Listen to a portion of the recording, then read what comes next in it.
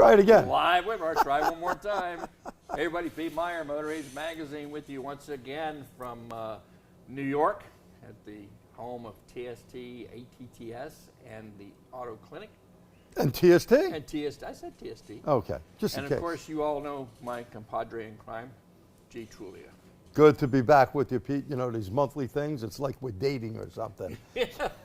Yeah, I can't wait for we have to come down there. So it's like this time of year. You should Yeah, come I down wouldn't by mind me. coming down there. But, It's a anyway. bit cold up here. But anyway, we're going to appreciate everybody coming out for tonight's webcast, tonight's webinar entitled, of course, The Top 10 Brake Service Mistakes. Which ones are you guilty of? And we want to say, first of all, a lot of thanks to our sponsor who made this possible, made this free for everyone to take advantage of. That's the folks at Duralast. I certainly encourage you to find out more about the Duralast parts line, not just brakes, but other components as well, at www.duralastparts.com. And Pete, this is, if I'm not mistaken, the second one they've done this year?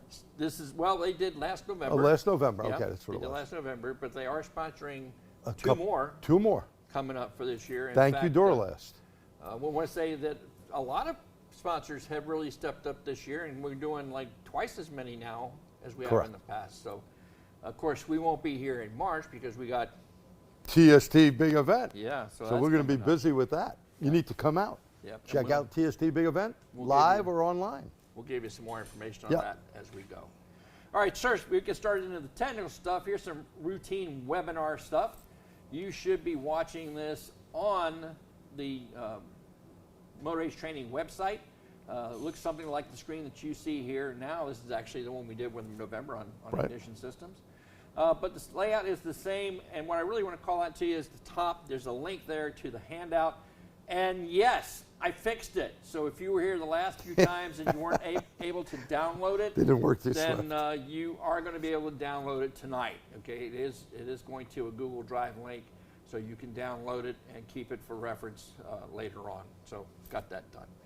While you're also there, don't forget when you're done, if you go back to the account page where you started from, there's going to be a site where you can click on the bottom of that to print out a certificate. So if you need your continuing education credits, you can print that out. They are acceptable for use, Yes. continuing education, so you can get that as well. As always, you know, G and I do these and have done these for really one reason, and that's to help you with resources to help you in your day-to-day job. We know that a lot of us are trying to get used to the new technologies, and sometimes even looking at things that we're going to be talking about tonight may seem kind of foundational, but it's really not. You know, a lot of things we're going to talk about tonight are commonly mistakes that are commonly made, and a lot of times by the newer techs among us. So if you're a shop that's got some new folks working for you, you want to make sure that if they do anything right, it's brake work, because the consequences of not doing it right are serious. That's right. If you can't stop, that is super dangerous, as we and know. as G knows, and if you've been following me on Facebook, know that recently my youngest son was involved in a pretty catastrophic accident that was a result of brake failure on his truck. And we keep an eye on the truck. So what actually caused it, I really don't know. Of course, when the truck was in the accident, there was not much left of it to investigate. And thankfully, if you're asking, thankfully, yes, he walked away without a scratch. So we thank God for that. Yes, that is but amazing. Yeah, that drives that home. Also, make sure I'm not remiss that many thanks to G's lovely wife, Doreen. She's taking care of pushing all the buttons on the back end so that you can see what you're seeing on the front end. We want to thank her for that. But like I said, we're here to help you. That's it, job one. We want to help you do better at what you do. Bottom line, I want to help you. G wants to help you take better care of your family, makes more money, put it in your pocket. And right now, we need that, right? Because things are a little challenging now. And doing it right. You know, Pete, one of the things I want to talk about for years, obviously, we had TST roundtables, and we would ask a question. I remember the brake one, we asked the question, how do you do a brake job? And we found out some people would take a screwdriver and a caliper, push the piston in without opening the bleeder up. Yeah. And where does that bad brake fluid go? And maybe some don't put new rotors on, or they don't clean the hub. We're going to be talking about all that stuff. And like there's so much of the new technology, like G likes to say, this ain't your daddy's Oldsmobile. No. You know, the technology on today's vehicles is much more technical, much more highly refined, and it applies to every system on the vehicle, including the braking system. Today's vehicles don't want to be repaired close. Close is not good enough anymore. Correct. It's either right or it's not right. And so some of the little finer points that we want to share with you, maybe you have over time started taking some of these little shortcuts. Hey, I admit it. The very first thing time we did something like this, I learned a whole lot on things that I shouldn't have been doing that I was doing, because that's the way that I was trained coming up. And you don't know when you don't know, right? Exactly, and it all depends. You know, dealer, when you flat rate, I remember working at the dealer, and they would, you know, sometimes just pad slap something. Right. And not use a dial indicator and check if it's out around. Customer came back, complained, then they worry about it. It's doing the thing right the first time. As you said, safety first. Absolutely. And it's a big, big difference. You know, Absolutely. cutting rotors on a car, I had the on-car rotor machine, the Pro Cut. I've had Quick Way, I've had a whole bunch of different things. And it becomes a point where if you don't have that rotor really true, okay, you're going to have a problem. Absolutely. And quality of brake pads, we're going to talk about that. You know, the Duralast good pads we have here, you're not going to have a problem with them. You buy cheaper grade, you're going to have a problem. Well, the question to me is, as a pro, I always want to know, well, if that original brake job lasted 20,000 miles, and if I do the job right, mine should last that long too. Easy. Right? Yep. So, anyway, our email addresses are here on the screen for you. If you want to take a note of that and write it down. And it doesn't have to be just related to tonight's topic. Anything that you think we might be able to answer a question for you, please take advantage of that. Right? Email us. You know, and I always share in the presentations I make, I am not an expert in anything. I know a little bit about a lot, but I do know a lot of experts in the field over the last 10 years, one of them.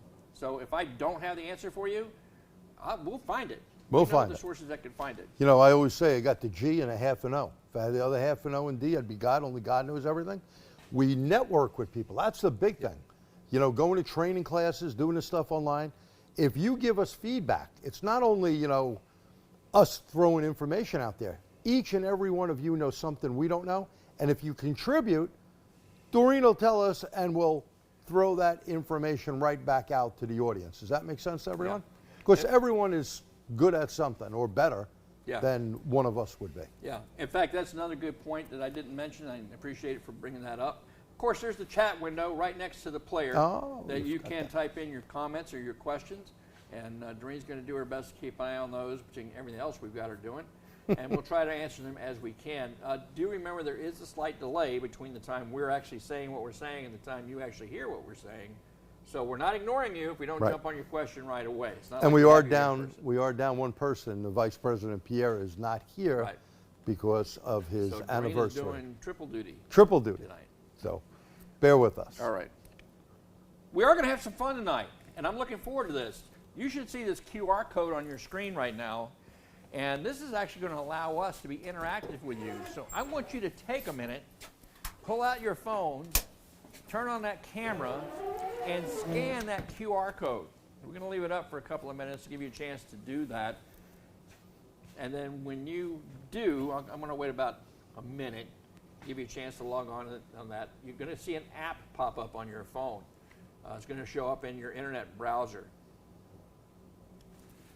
Right? And I'm going to do it myself, Pete. Yeah. Just going to pull it up.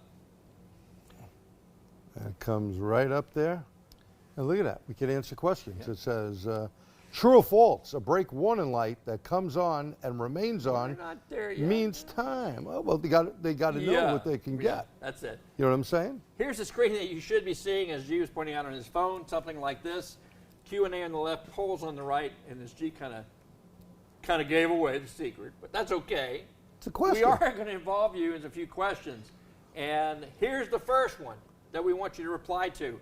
When you start putting in your questions and you choose the answer to this, we're going to know how many of you are participating. Right now we got 16 of you, so we want you to vote, and we're going to give you, 15 seconds to populate your answers. I will look at my beautiful Timex over here and actually tell you when 15 seconds is done. A brake warning light, true or false? A brake warning light that comes on and remains on means it's time to add fluid. All right. So we got 22 on there. Yep, and we are All right, let's see what over. you guys said. False. Look at that. 76% said false. But we do have a few that are talking about said true. All right, so we've got about 25% of you that are true. Still adjusting a little bit. There's 30 participating now. That's great. But I think you see, then we're going to have a few more of these during the course of this evening, and we'll be able to know what you guys can think of and what you've learned, and that's great.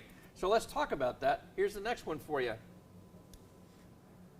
All the following are reasons for performing a brake fluid service except. Okay, first answer, your service should be performed to remove moisture contamination. The second one, service should be performed anytime brake pads are replaced. Should be a D there. Service should be performed to restore the fluid's boiling temperature and heat fade resistance. And finally, service should be performed to restore corrosion protection. Which of those is not a true statement? Not a true statement. Okay, so we'll give you about 15 seconds to reply to that. We can see the count building from our end. Probably you might be able to as well. So we got 9 respondents. Okay, let's get up there some more.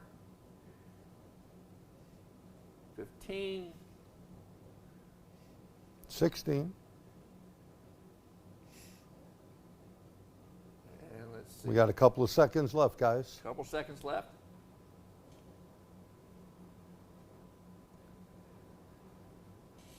All right, I think we're about there. And let's see what you guys had to say. 90% say that the service should be performed anytime the brake pads are replaced is the incorrect answer. All right? But there are about, 12, 17, again, roughly 20%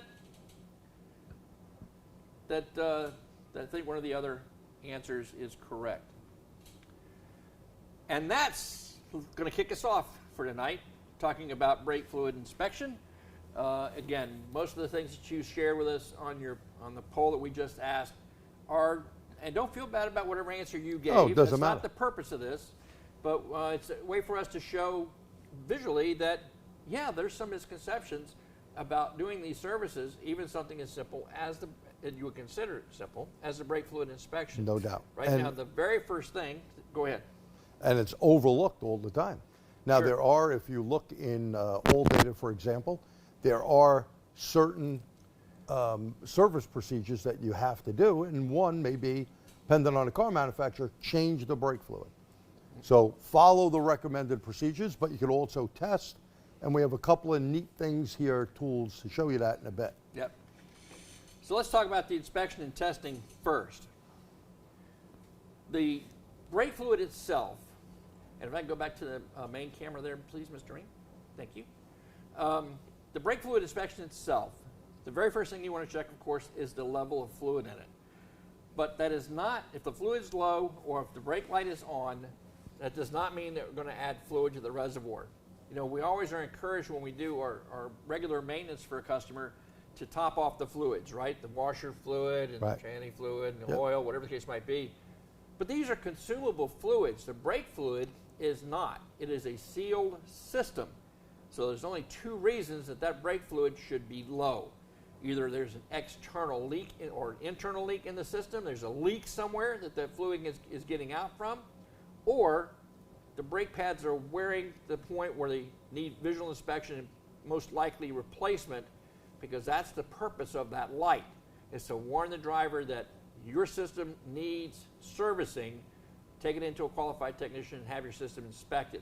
So if you see that the level is close to that low mark or certainly below, that vehicle needs to have a brake inspection done. The piston on the caliper has then moved out, okay, for taking up the slack of the brake pad wear. So that piston right in there, I think Doreen can get a picture of it right there, is going to move out. And that is an important thing to realize and look at. Why is my brake fluid down? Right. Now, obviously, if the brake fluid went down from a leak, you got a problem and you're going to get a pedal. And where could brake fluid leak from? Well, they could leak from lines, hoses, right? Behind the master cylinder, the seal, and go into your power booster. Right. These are all places where you can have problems with brake fluid. And that's a great example, too, because not only is there at external links where you can see by visual inspection of the vehicle, but just because you don't see one doesn't mean there isn't one. And you just pointed out a really common one. You know, that master cylinder has two seals in there. The primary seal is the one in front of the piston that's going to create the pressure in the system. Correct. And then if we have a leak past that one or anywhere externally in the system, then you're going to notice that by applying slight brake pressure on the pedal and then seeing if it starts to fall away from underfoot. That's a good indication. However, if the level's low and the brake pad wear is fine, then that secondary seal in the master cylinder, the stuff that keeps the fluid in there to begin with, that may have failed and now it's leaking into the brake booster. And the only way you're going to see that is to pull that master cylinder back a little bit and look for that fluid loss. And a lot of times, like an article I wrote in Motor Age, fuel trim levels are going to change because what's going to happen with that brake fluid going in there? Right. It's going to deteriorate the diaphragm, and now you're going to get a leak that you wouldn't want. Yep. So look at fuel trim levels also. Yep. But always check. It's a good idea to look at the master cylinder, see how far it's down, visually check the brakes. You know, you should have these little, I'll pull that out later, the little pad checker thing. So, all right. Besides the visual. So what we're going to do now is we're going to kind of switch gears a little bit since we're on the topic of brake inspection. And we want to talk about inspecting the fluid. The first thing I want everyone to know here is that you can't just visually look at the fluid to determine its condition.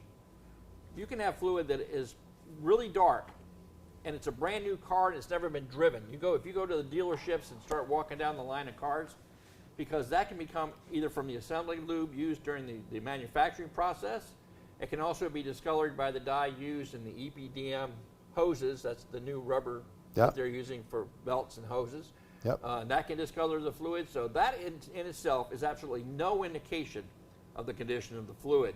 Now, I will say that we're going to talk about a type of contamination that you have to look for that I have seen in severe cases actually give a greenish tint to the fluid, but that's the exception rather than the rule. Correct. Right? And there's a few ways that you can do your test.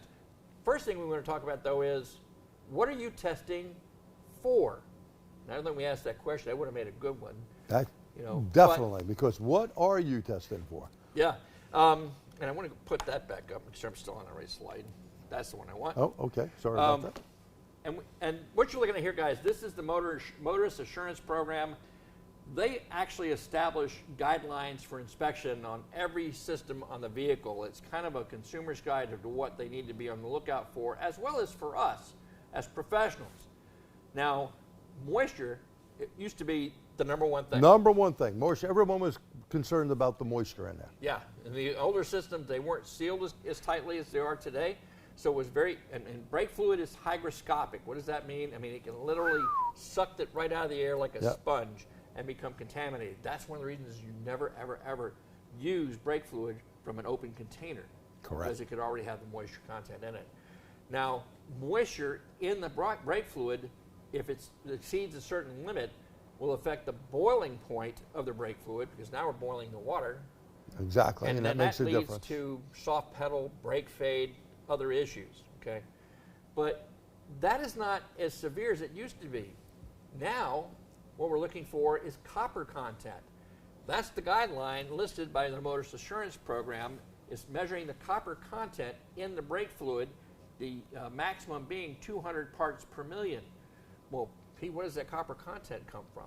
Well, if you take a good close look at those steel brake lines, they're copper brazing on the interior. Exactly. And brake fluid is just like coolant. Just like you first talk about checking the additive packages in the coolant. It's the same thing in brake fluid. And these break down over time. Some things can increase that activity. Correct. And as they break down, corrosion begins. And the first material to give way to that corrosion is the copper. Copper. Right? So that like what a penny used to be made of. Yeah, well, it used to be. So let's show you a couple of different ways that you can test the fluid for all of these different conditions, and you can apply those into the shop and use them in the shop, right? So we're going to kind of go over to the zoom camera on the car. And I think the first one there that the G-Man's got for you. Now you got the cap off, put the cap in a safe place, don't want to lose it. Now there's a little strainer inside the master cylinder. Yep. Not uncommon on later model cars. I'll pull it out. Make sure your hands are clean, don't have any oil on it. Yep. And put whatever you take out, put that on something like G has it on a shop rack, because we don't want to get that on the paint. Oh, Yeah. unless you don't like the guy. Right. Now the tool that he's showing you is an older OTC tool. It's used to measure moisture content in the fluid. And basically the way that tool works is it's going to be inserted in the fluid, and then it's going to be turned on, and it actually heats up the fluid with a little internal heater, and it can measure what that boiling point is. So we'll see if we can get a test there. And see Let me if do a that, little zoom here. See if you can zoom that in. Zoom plus. There you go. That looks pretty good. Okay. Now I'm going to press the button. It's heating fluid. You'll see the little bar graph thing come across. And it came up with the results. Dot 3, dot 4. Fluid okay, 608 temperature. Minimum boiling 284. Dot 311. And 356 is giving you the difference of the dot brake fluid. Yeah, and then that 600 number, if I'm not mistaken, with that tool, that's actually that's the max that tool can do. Yeah. So that didn't boil the water, and it shouldn't, because this is a brand new car. Right. Okay.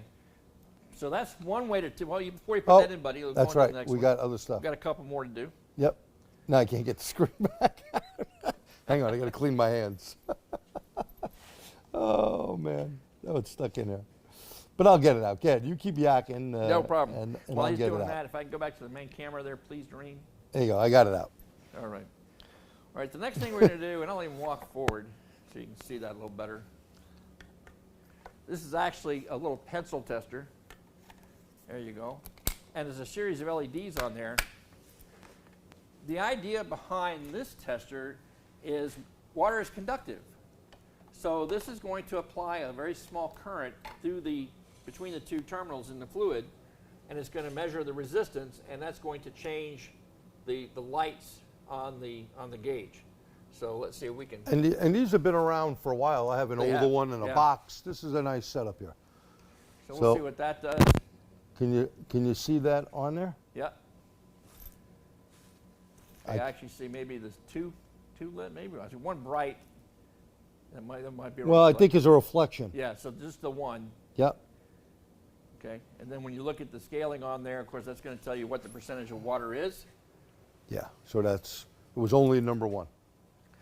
And it even tells you, like, on the directions, it's like if you get to the third or fourth light, that's the fail point for this. This I'll just tester. clean that off for you. All right. So that's another way that you can check for moisture content. And a lot of these tools are inexpensive. You definitely should have them around. And the next setup that we have is our meter. Now, you may have seen us do this test on coolant systems. Again, the same concept applies. Now we're starting to move into the realm of not just moisture, but the inhibitor package. You see, as those additives begin to fall out of the fluid, just like coolant, it starts to become acidic. And then we can have what's called the galvanic reaction between the materials in the braking system, just like a cell on the battery, that can Yep. actually create a small voltage. And that's what we're going to look for here with our multimeter. We're just going to make sure we have it set on the voltage scale. We want to get it on the millivolt range. And then you're going to take one lead, the negative battery post, red lead in the fluid, but not touching anything. Ah, just like the radiator. Just Same like thing. the coolant, just the same way. So we'll give that to my Vanna White. All right. Let's see if what I kind can. of results we get on the meter. All right, you need me to help hold one of those for you, bud? Or? Once I get the meter up here, if that's okay with that reading Looks right good. there. Yeah, looks good. And you should always baseline the meter to make sure your meter can read. So I'm going to the battery terminals here, and we are not reading.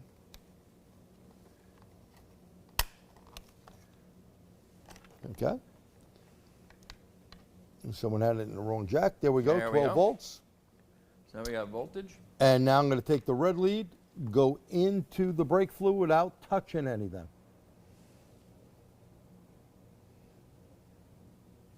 And you can see we have And you very, can see it very small. stabilized. Right now, it's like 3 millivolts. Just 3 millivolts is all that you can see there.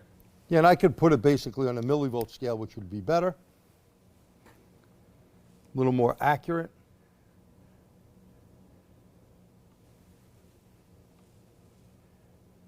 Yeah, very, very little. And if I touch the side, you see how that goes? If I touch the side, it's going to be up there. I just want to be in a fluid, Yeah. very, very little. But if I hit the sides, it goes up crazy. So about 2 point something millivolts. Yeah. Very good. Okay, about the most that you want to see on there is 300 millivolts. All right. Anything, excuse me, that was 30 millivolts. 30 millivolts. 30 millivolts, my bad. I can't remember where to put the decimal. If you see anything more than that, then you can suspect that there's an issue with the brake fluid. But you don't know which one it is. Is it moisture or is it related to the copper content? Another thing I want to mention here, I don't think I mentioned earlier, but in terms of maintenance, there's a lot of disparity among that. If you look at the European makes and some of the Asians, they actually list a mileage interval That's for correct. changing their brake fluid, but the domestics do not. There's nothing in there for Ford, GM, the Chrysler lines. There's nothing in there, or Stellantis. Yeah, Stellantis, yes. That- We have a question? Well, that OTC tool, do you have a model number? Yes, OTC tool, what did I do with it? I can give you a model number. Yeah. The model number off the OTC tool is not on it. Oh my God. It might be on the box. Maybe on the box. Let's see. Yeah, and you could get this from your favorite parts store, your favorite tool guy. Amazon, eBay. No part number on that? I don't see a part number. That's unusual. OTC usually sticks them, but I don't see it on the tool at all.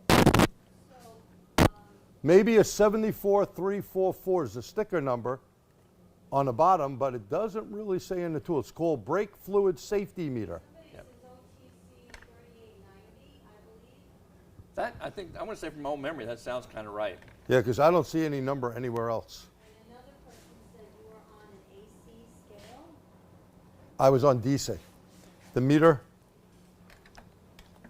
meter, shows, this particular meter shows the DC in yellow and, oh, there we go. DC in yellow and AC. So if I was like this and the meter would say, oh, you know what? That's why it was bouncing around. Very good, eyeballs. We have to change the range there on the meter. Come on, off. There you go. And switch it to DC. Very good eyeballs. Yeah, absolutely. And that's tough. There you go. You Yeah. sort of got it. So on DC, very good. We can redo the test. It won't bounce around. It'd be pretty Right. much the same. But we say, like we had before, you discovered it was about 3 millivolts. And The thank reading, you so for that. Very good. You know what threw me off? Someone, when the meter was out, it was actually in the amp jack. Not good. We need the voltage jack. It's one of my guys who put it away last, don't know how to pull out. Always pull out, because now the fuse may be burnt. Oh, no. Oh, well. Well, you just deduct Murphy's that Law. as paycheck. That's all. That's it. All good. Anyway, Now, before you guys go ordering these parts, with the OTC, remember that's for moisture testing. yes. And moisture test, it's not much of a problem anymore. Most of the stuff that's coming in your shop, if there's a problem with the brake fluid, it's not going to be the moisture content.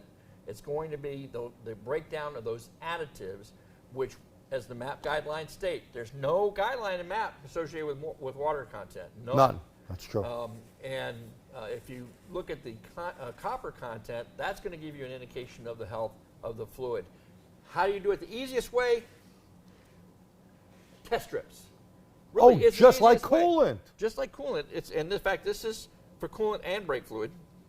Yep. If I can pop the sealed container there. Oh, it says do that way. It's like a pill bottle. Oh, like that. Woo. Right? And look at it pop right out of there. So we're just going to take one of these strips. And because one of the tests is for moisture, you want to make sure that you keep this in a sealed container, right? And it's going to give us on the side copper corrosion level, and the other one there is actually for the coolant. And then we It just tells you match, which is which. we match it up with the color when we're done. We haven't put it in yet. Yeah. And there's two, on this particular brand, this is the Phoenix Systems. Yeah, we the, have the these. two on the one side, right there. The two on the one side is for coolant, and then the one on the other side is for the brake fluid. So let's go ahead and dip that in there. He's going to Zoom play in. dipping man. He'll dip that Dip in. that into fluid. And this is just like, you know, you're doing for coolant. You want to see what additives have actually broken down. Now, if we take the bottle, and I think it goes good against your black shirt, actually. Yeah, I think we have to get, we have to wait a little while for Yeah, it to you do. react. I think it's, let's see. I don't know if it's a minute or, Yeah, but this, again, new car, so if you can see that, go to the other camera there, Ms. Doreen, switch on the on. box. Oh. There you go. Sorry. No, hey, you're doing great. All the work we're making you do, I'm not complaining. But you can see that there's a comparison. See if I can get where to get the glare a little off of it. There we go. There we go. Great, great. See, she is so good. And then you're just going to compare the strip. In this case, again, this is a new car. That's why we're not getting really any kind of a reading. Yeah, it's- But you can see the parts per million laid out here, with 200 being the max. You know, any more than 200, then we need to replace the brake fluid. And like I said, this can occur for a number of different reasons, not just age. So this is something you should be checking whenever your customer brings a vehicle in for service. In fact, while I'm kind of on that topic, I'm going to preach a little bit about it, because I'm a big believer in our professional and ethical responsibility to do everything we can to advise our customers and how to best take care of their vehicles. And when it comes to the braking system especially, well, now you're talking about the safety of the driver and their family, so we definitely want to do our best to make sure we advise them of any issues that we find. Right. One of the things that I also encourage as well, because all of these vehicles are so electronic, is take the time to do a pre-system scan of all the modules in the vehicle, because there might be something going on in a system that your customer has no idea of, and it's good for us to advise them. You have a question? Yeah, is using nickel copper brake line a no-no? I can't answer that question. I know that Yeah. most of the brake line replacements that you get, I'm not sure what they're made out of. I'm not sure about the corrosive properties of nickel. I can't answer that question for you. However, if you get our email address, and we can give it to you again near the end, you send us a note, and I'll check with some of the industry experts and find an answer for you. The copper, the interior of the copper, that's common. That's on the OEM lines as well. But Right. whether you should use nickel or stainless steel, that's a good question. I appreciate That it. is a good one. There's a lot of stainless steel lines out there, but we do use the rolls of the flexible lines like Phoenix makes and a couple Right. other companies. Yeah. I never really noticed what material. I don't even know if they give you the information on the Yeah. line. They may or may not. Yeah. But And- that is a good question. And if you're replacing it long lengths, there are a few companies that actually make pre-bent, The whole ready to thing. go, which can be a real breeze. Oh, instead of yeah. trying to bend one for yourself. Yeah, there's quite a few companies out there that make that, and probably AutoZone would sell them as well. Yeah, absolutely. Yeah. All right, so again, talking about the overall inspection of the vehicle, this is just one of those things I think you should do for every car that comes in as a service to your customer. And hey, if you can show them that they have an issue, advise them of what they should do about it, then if they add more money to the shop, add more revenue to the shop, that's not a bad thing. But you're doing it for the right reason. You're making sure that the safety of the customer comes first, right? And then everything else And that's takes care of important. itself. You wanted to show this one as well as another I brand? do, because here's an interesting question, and it actually came up at one of the meetings for the Motorist Insurance Program that I got to go to. What happens if I do find that my vehicle here needs to be serviced, the fluid needs to be changed, and I flush all the system out, and I flush all those copper particles out? Well, now there's no copper left in there for me to detect, right? So there is discussion and work on changing maybe the standard a little bit, because what happened, did I say earlier, when you start losing those additives, the fluid becomes acidic. And that I can measure regardless of the copper content. So my friends over there at AccuStrip, give them a little short plug there, actually have a test strip that is designed to measure the acidity of the brake fluid. And there's actually Scale. a scale there on the side for dot 3 and dot 4 to let you know if there's a problem. So this is a great addition to that test too. All right. Probably both good to have around, and that inexpensive little tester here. You know, if Right, they don't want to buy the big setup, you could do that. Have a question? Yeah. Would you advise using a refractometer for testing? That's a great question. So Yeah. a refractometer, a refractometer meter. Well, that is more for coolant and battery stuff, but I don't think there may be a speck on brake fluid. I haven't jerked with it. And if you have, I haven't really noticed on mine a window was rating over brake fluid, but what are you measuring? Your water. That's water.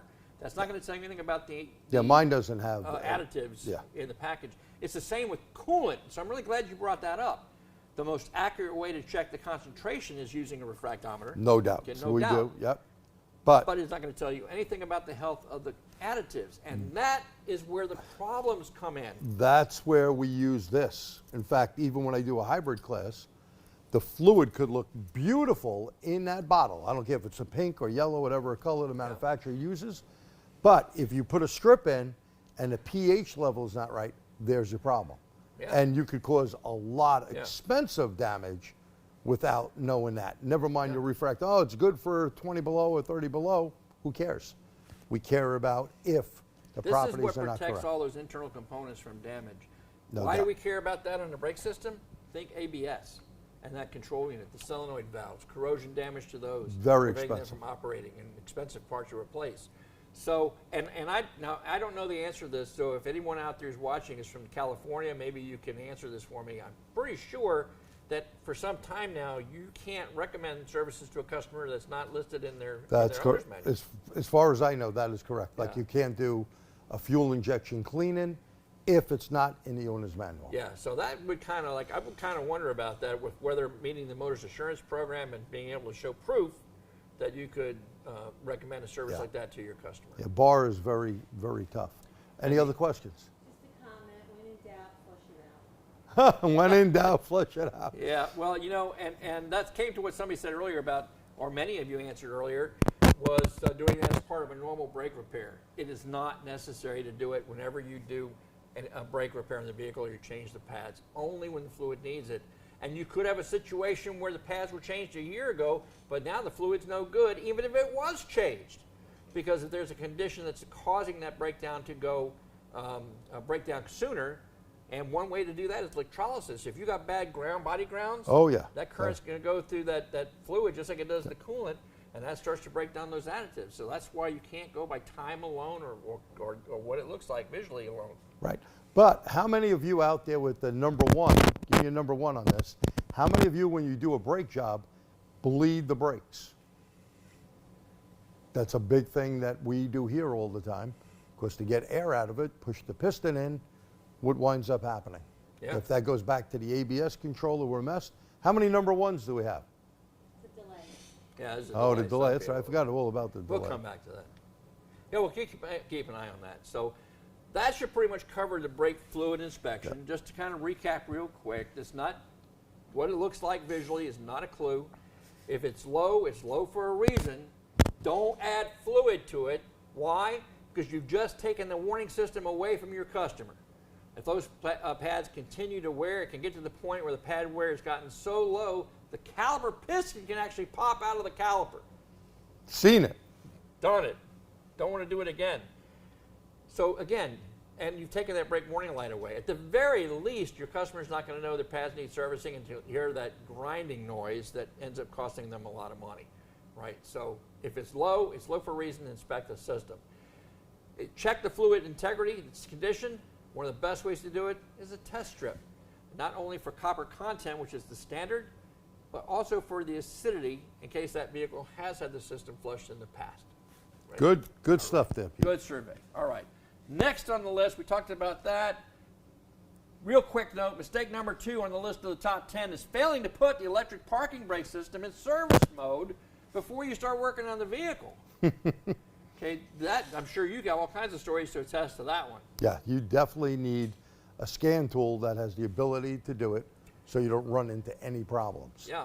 So Yeah. service well, they actually mode. make specially service tools, right? They do. Yeah, They have that's little just handheld for ones. the brakes. Just Yeah. for the brakes. Yeah, There's just plenty for the of brakes. companies out there that have it. Yeah. Long, Shortel, and Yeah. so on. But you would imagine if you're working on the brakes and that caliper's off and for some reason it decides to cycle, that could be a problem. Yeah, especially if your hand's in there at the time. Not good. Not good. Not good. Right. So make sure you have the proper scan tool that can do the job. Anything from Ross Tech if you're working on Euro cars, because they were the first ones to do it. Autel, Launch, Autoland, Scientech, just about all of Snap-on, them just about everyone does it Have now. that now. It's a common thing. Yep, it's a common All right. function. So it's time for another Quizzy. play that game, right? Here's your next question, guys. Which of the following statements is false regarding electronic parking brake systems? Let's see what you know about those. They are used only by European manufacturers. They use an electric motor to apply the parking brake. Most will automatically release when the transmission is put into drive or reverse, while others require pushing a button or switch to release. And number 4, they should not require periodic adjustments. Which of those 4 statements is untrue, is false?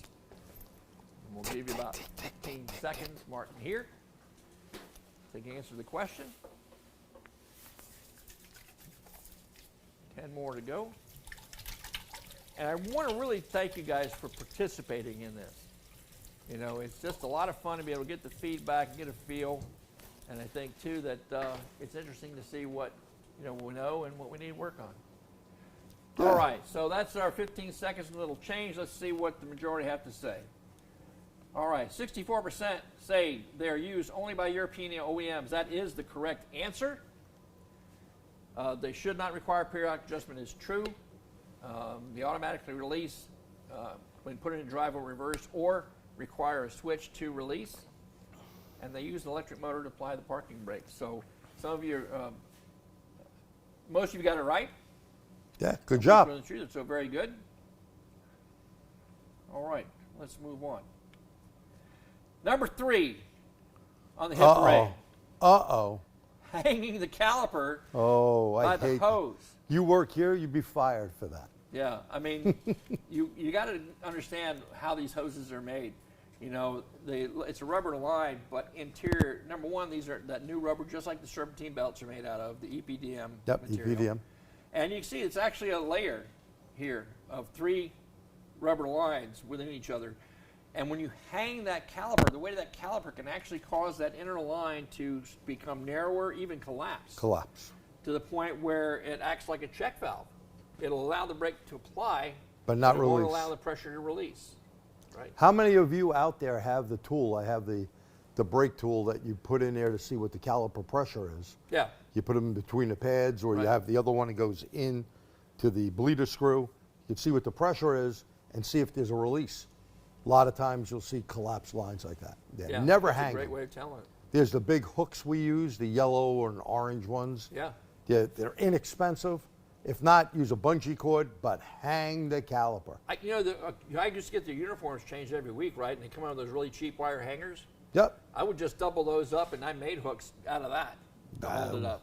We So, used them before they came out with those fancy hooks. Yeah. So whatever you got to do, but never, ever, ever leave a caliper hanging by the hose. Definitely. Mistake number 4: improper rotor service. Oh, now this is a big one, Pete. Yeah, it is. Improper rotor surface starts with number 1. Did you clean the hub surface? Is it clean? Did you use some anti-seize on the back so that plate will come off later? The next time you do a brake job, or is it going to stick there and you got the BFH out and you're banging on the freaking thing and nothing happens? The other thing is, did you clean the rotor? If it's one that is not coated, we'll talk about that in a little bit. Are there a bunch of grease prints and brake fluid on there? Rotor service is a biggie, and if you cut it, here's the other thing. Some guys cut it, they don't put it on the brake lathe correctly, or if you do it on the vehicle, do you have a good brake lathe machine that is going to be true? Okay. Yeah, I got to I'm get sorry. backed up here. Whoa. Whoa. Whoa. Whoa. Whoa. Whoa. What the heck? Pete's hitting the wrong He's button getting on away. us. All right. That's where I want to go first. Before we dive real deep into rotor service, let's see what you think about this guy's question. Tech A says rotor thickness should be checked if there's a pedal pulsation. Tech B says rotors that are worn at minimum thickness should be replaced. Who's correct? Tech A and Tech B. Tech A only. Look at that. I think I gave you a little clue though, didn't I? But yeah, go ahead and put your answers in there. We'll give you about another 15 seconds.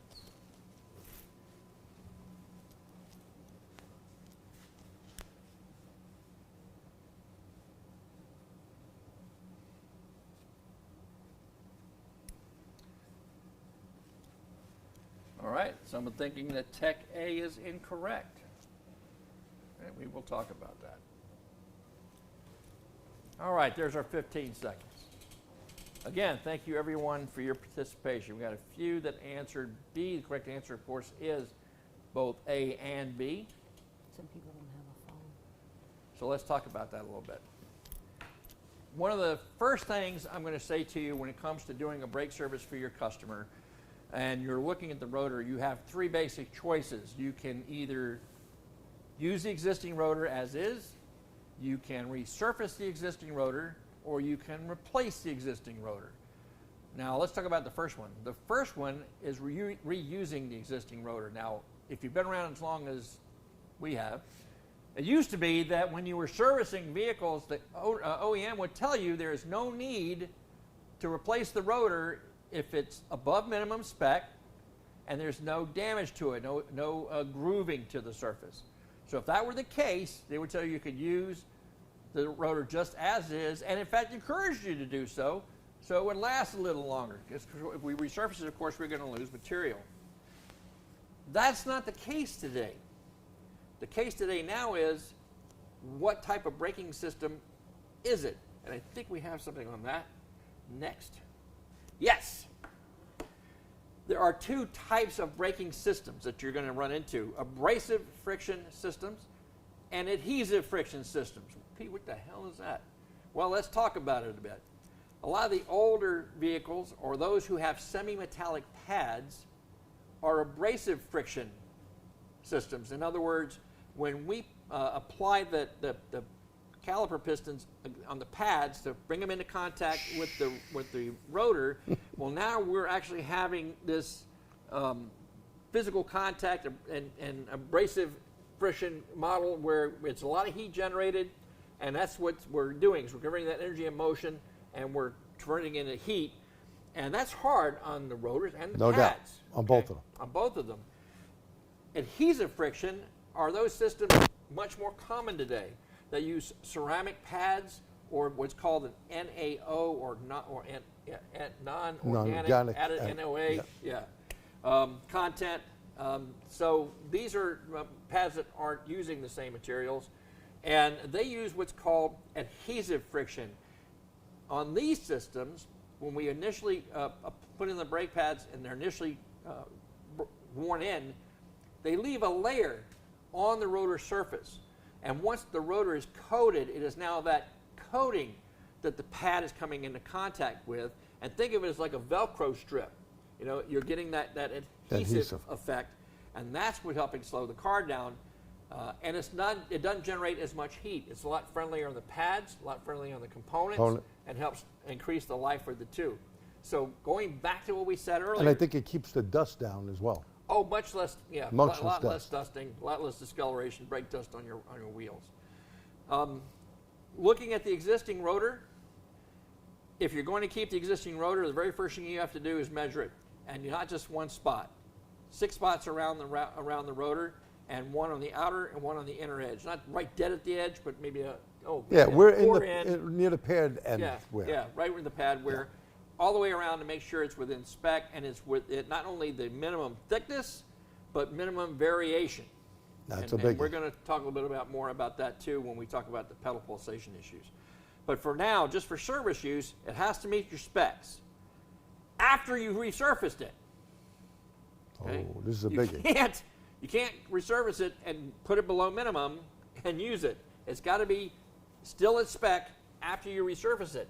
And if it's a adhesive friction system, you have to resurface the rotors because you have to remove that old layer so the new pads can put their own layer down. And let me say this too on the rotor. There is a difference if we have a vented rotor, meaning we have two pieces of steel with metal through. Be careful when you're cutting a rotor, take equal amounts of equal Absolutely. sides. That's a big problem. Now, a couple other things we had on there, if you don't have a phone or a tablet or something to pull up the questions, that's one issue there. We apologize, so you can't be in the poll. And I think we had some other question. Let me take a peek at it real quick. Sure. And we will answer your questions there. And by the way, we can't tell you anything about pricing, what a brake flush should cost. Use old data for something like that, Yeah. and Use your take flat, it from use there. your flat rates. Proper check for vibration is run out, not thickness. Right. That is good. Run out is definitely vibration. Thickness will just heat up and give you multiple problems there. Now, what is the purpose for that minimum spec? Well, again, that's the number that if it gets below that and the brake fluid's near their end of life, that there's not enough rotor there to keep them in their housings. Yeah. You know, so it is definitely a safety That's issue. when the piston goes boop, Pops out. pops Yeah, out, bad and you don't want the pop out, right? No. And then finally, again, the answer is, or the third choice is replacing the rotor. You're going to be hard pressed to match the surface quality of a new rotor, which is also critical to pad break-in, noise complaints. Definitely. Just spinning it off on your bench rotor turner it's like cutting. It's a continuous spiral of metal that you're taking off, and if you look very closely at it, the surface looks like an record, old an LP, that's an old right. album, Yep. right? And that is nowhere near what the RA finish or what the quality of the finish should be. And that's why you see that when you look at a new rotor, it's almost like mirror smooth. Right, and it's a swirl type of finish. Yeah. Now, some of the bench lathes, I remember when I had my bench lathe, have that, and you get something like ProCut. ProCut does a very good job on it, where it comes very close. But here's the other thing: how do you clean the brake rotor, especially after cutting it? It's not the best thing to use brake clean on. Right. Brake clean will get into some of those wreck-it layers, as this guy, so you can tell his age, right? Hey, that's coming back. It's true. Vinyl is good, man. Vinyl's good. But you really should wash it with soapy water. Hot soapy water Hot is one of soapy the water. best. Yep. Just like doing engine work. Yeah, Right? one of the best degreasers you can Yeah. get.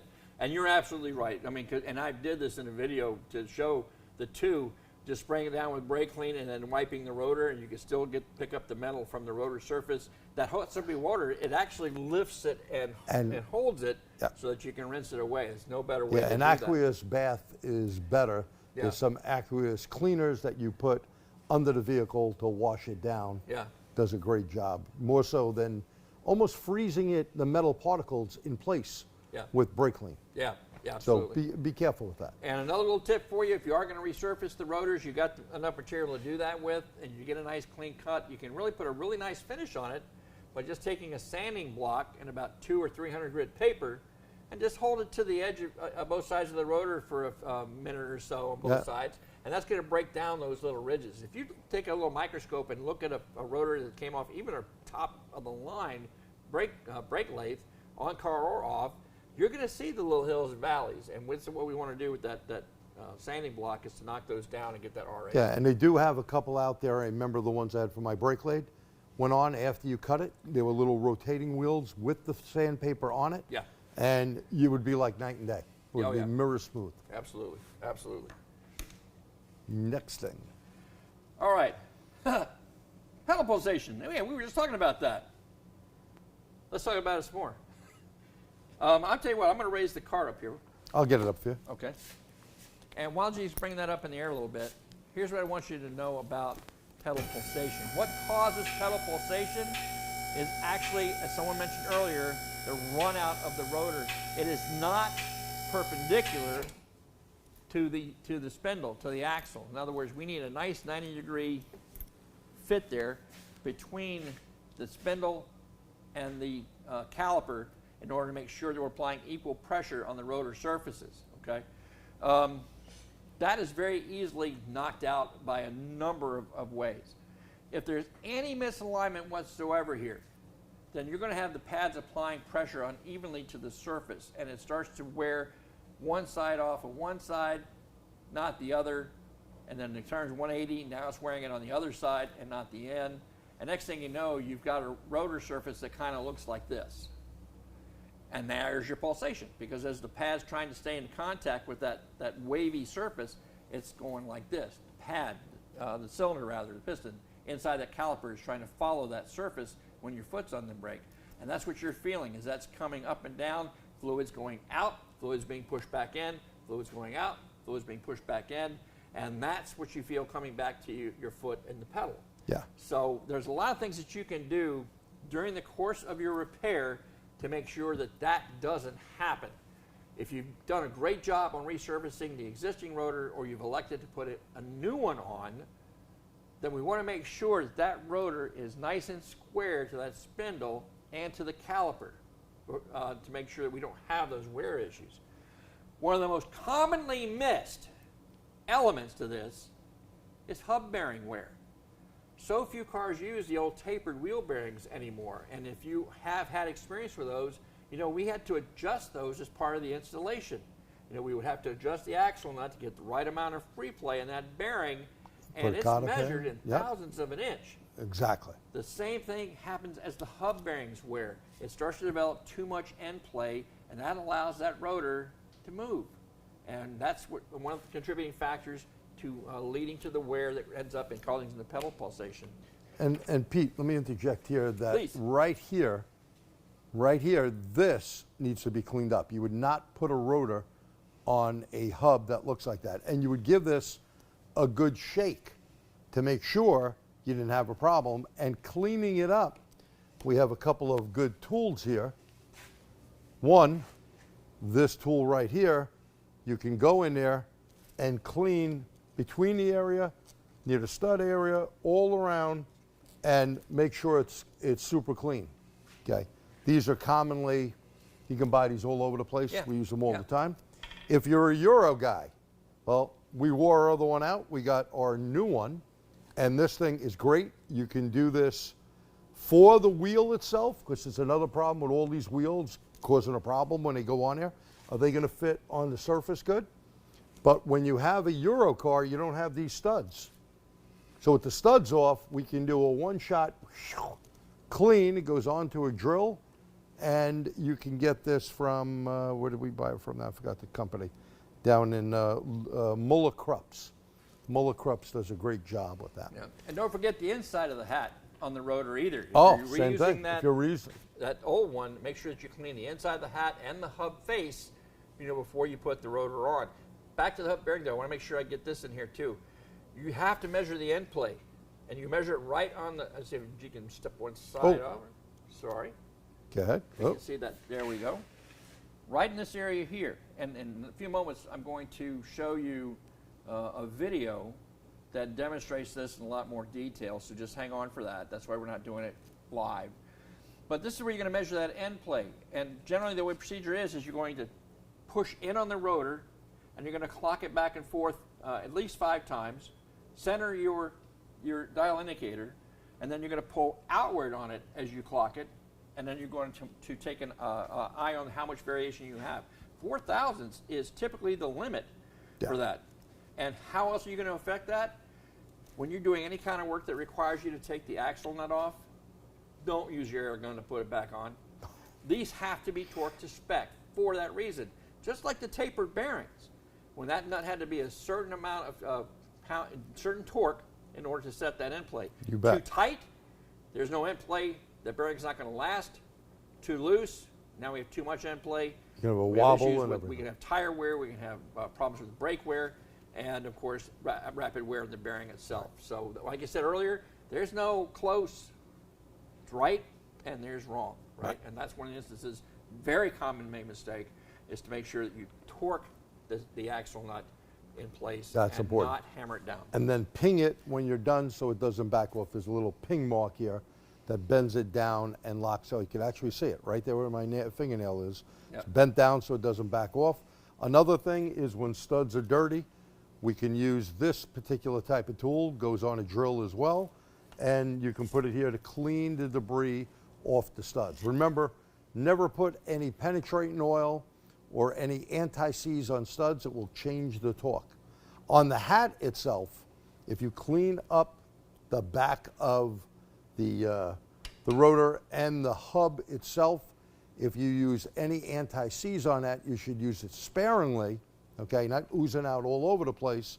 And make sure when you torque wheels, you're going to use a torque stick for your first setup, then put the car down, use a torque wrench, drive the vehicle around. This is what we do here, and torque the wheel again, because you can get play, and you don't want anyone's wheel coming off. Yep. And just for one more note in terms of just the rotor's part in this problem, is when you're finally doing the final assembly on the brakes and you got the rotor installed, the caliper's still not installed yet, it's just the rotor.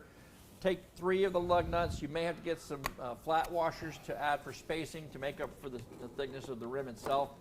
But just lightly seat the rotor with the 3 lug nuts, and then again, pull out your dial indicator, measure the run out, see if it's within specification. You can check your OE specs for that. Obviously, the closest to 0, the better. If for some reason it's excessive, just make a mark at one of the lugs, take the rotor off, turn it to the next stud, and put it back on again and recheck it. It's called clocking the rotor. Just make sure you put that back on. If you're doing some kind of work that requires you to disassemble the brakes in order to get to what you want to get to, mark the stud in the rotor so you can put them back on where they came off, and you won't be creating a situation that didn't exist before you started working on the vehicle. Okay? So I think that just about covers the high points on the rotors. Okay, good question here. Do we recommend resurfacing brand new rotors? If you have to resurface a brand new rotor, then you bought too cheap a rotor. Yeah. That's my response. If you're buying Years back they used to say that. Yeah. And then they went away from that. Yeah, because I mean, back again, this kind of dates back to quite some time ago when we did that, primarily because we didn't know if they were going to be out of spec or not, and sometimes they were. But with today, a quality rotor, there should be no need for you to have to do it. And I wouldn't want to lose that RA finish on the rotor if I could avoid it. Right, and that's a big thing. The finish itself, when you have that, so the rust and corrosion problems, you don't want to cut them. A good rotor won't have a problem. Next is the other half of the equation, and that's the caliper assembly itself. Time for our next question. Okay, I'll wait to pick that thing up. And next question is this. Technician A says a leaking or sticking caliper should be replaced. Tech B says a leaking caliper will often cause a brake pull to the opposite side as the leaking caliper. Who is correct? Tech A only? Tech B only? Both technicians? Or neither one of them knows what they're talking about? Let's see what you guys have to say. We got, give me another 15 seconds. All right.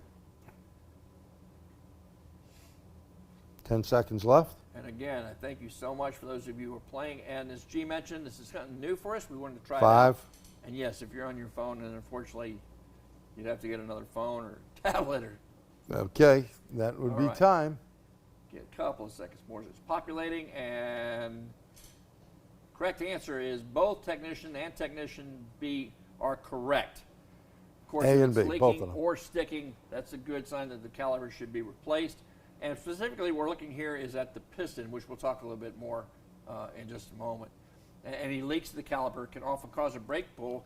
Well, if the right side brake is not putting any pressure against the rotor, but the left side is, well, that's definitely going to pull that vehicle to the left. It's just how you like to steer my zero-turn mower, right? Or Yes. or a bulldozer or a tank, right? If you're, I won't get You know, into that. another thing, Pete, when it comes to replacing a caliper, do we just replace one?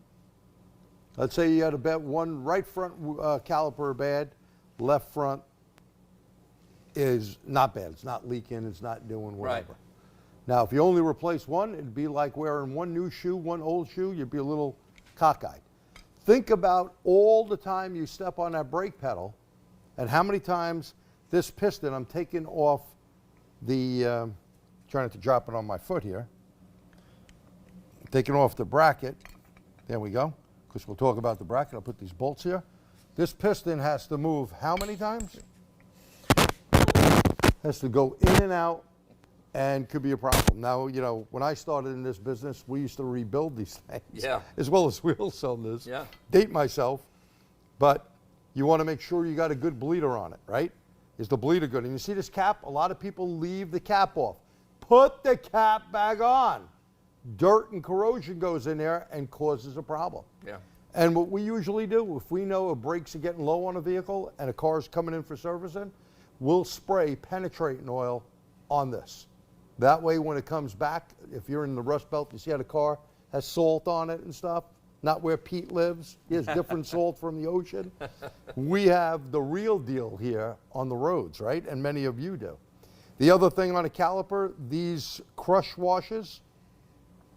First of all, this is the bolt here that goes in. But these washers, Pete, sometimes are a problem. Mm-hmm. Some guys like to use the old washers rather than these new washers here. Yep, and there goes one on the floor. Because they will cause a leak at times. Now, this is another thing that should be talked down, but the real world is guys are just going to put on, it's tight enough. That's my talk. That could be a problem.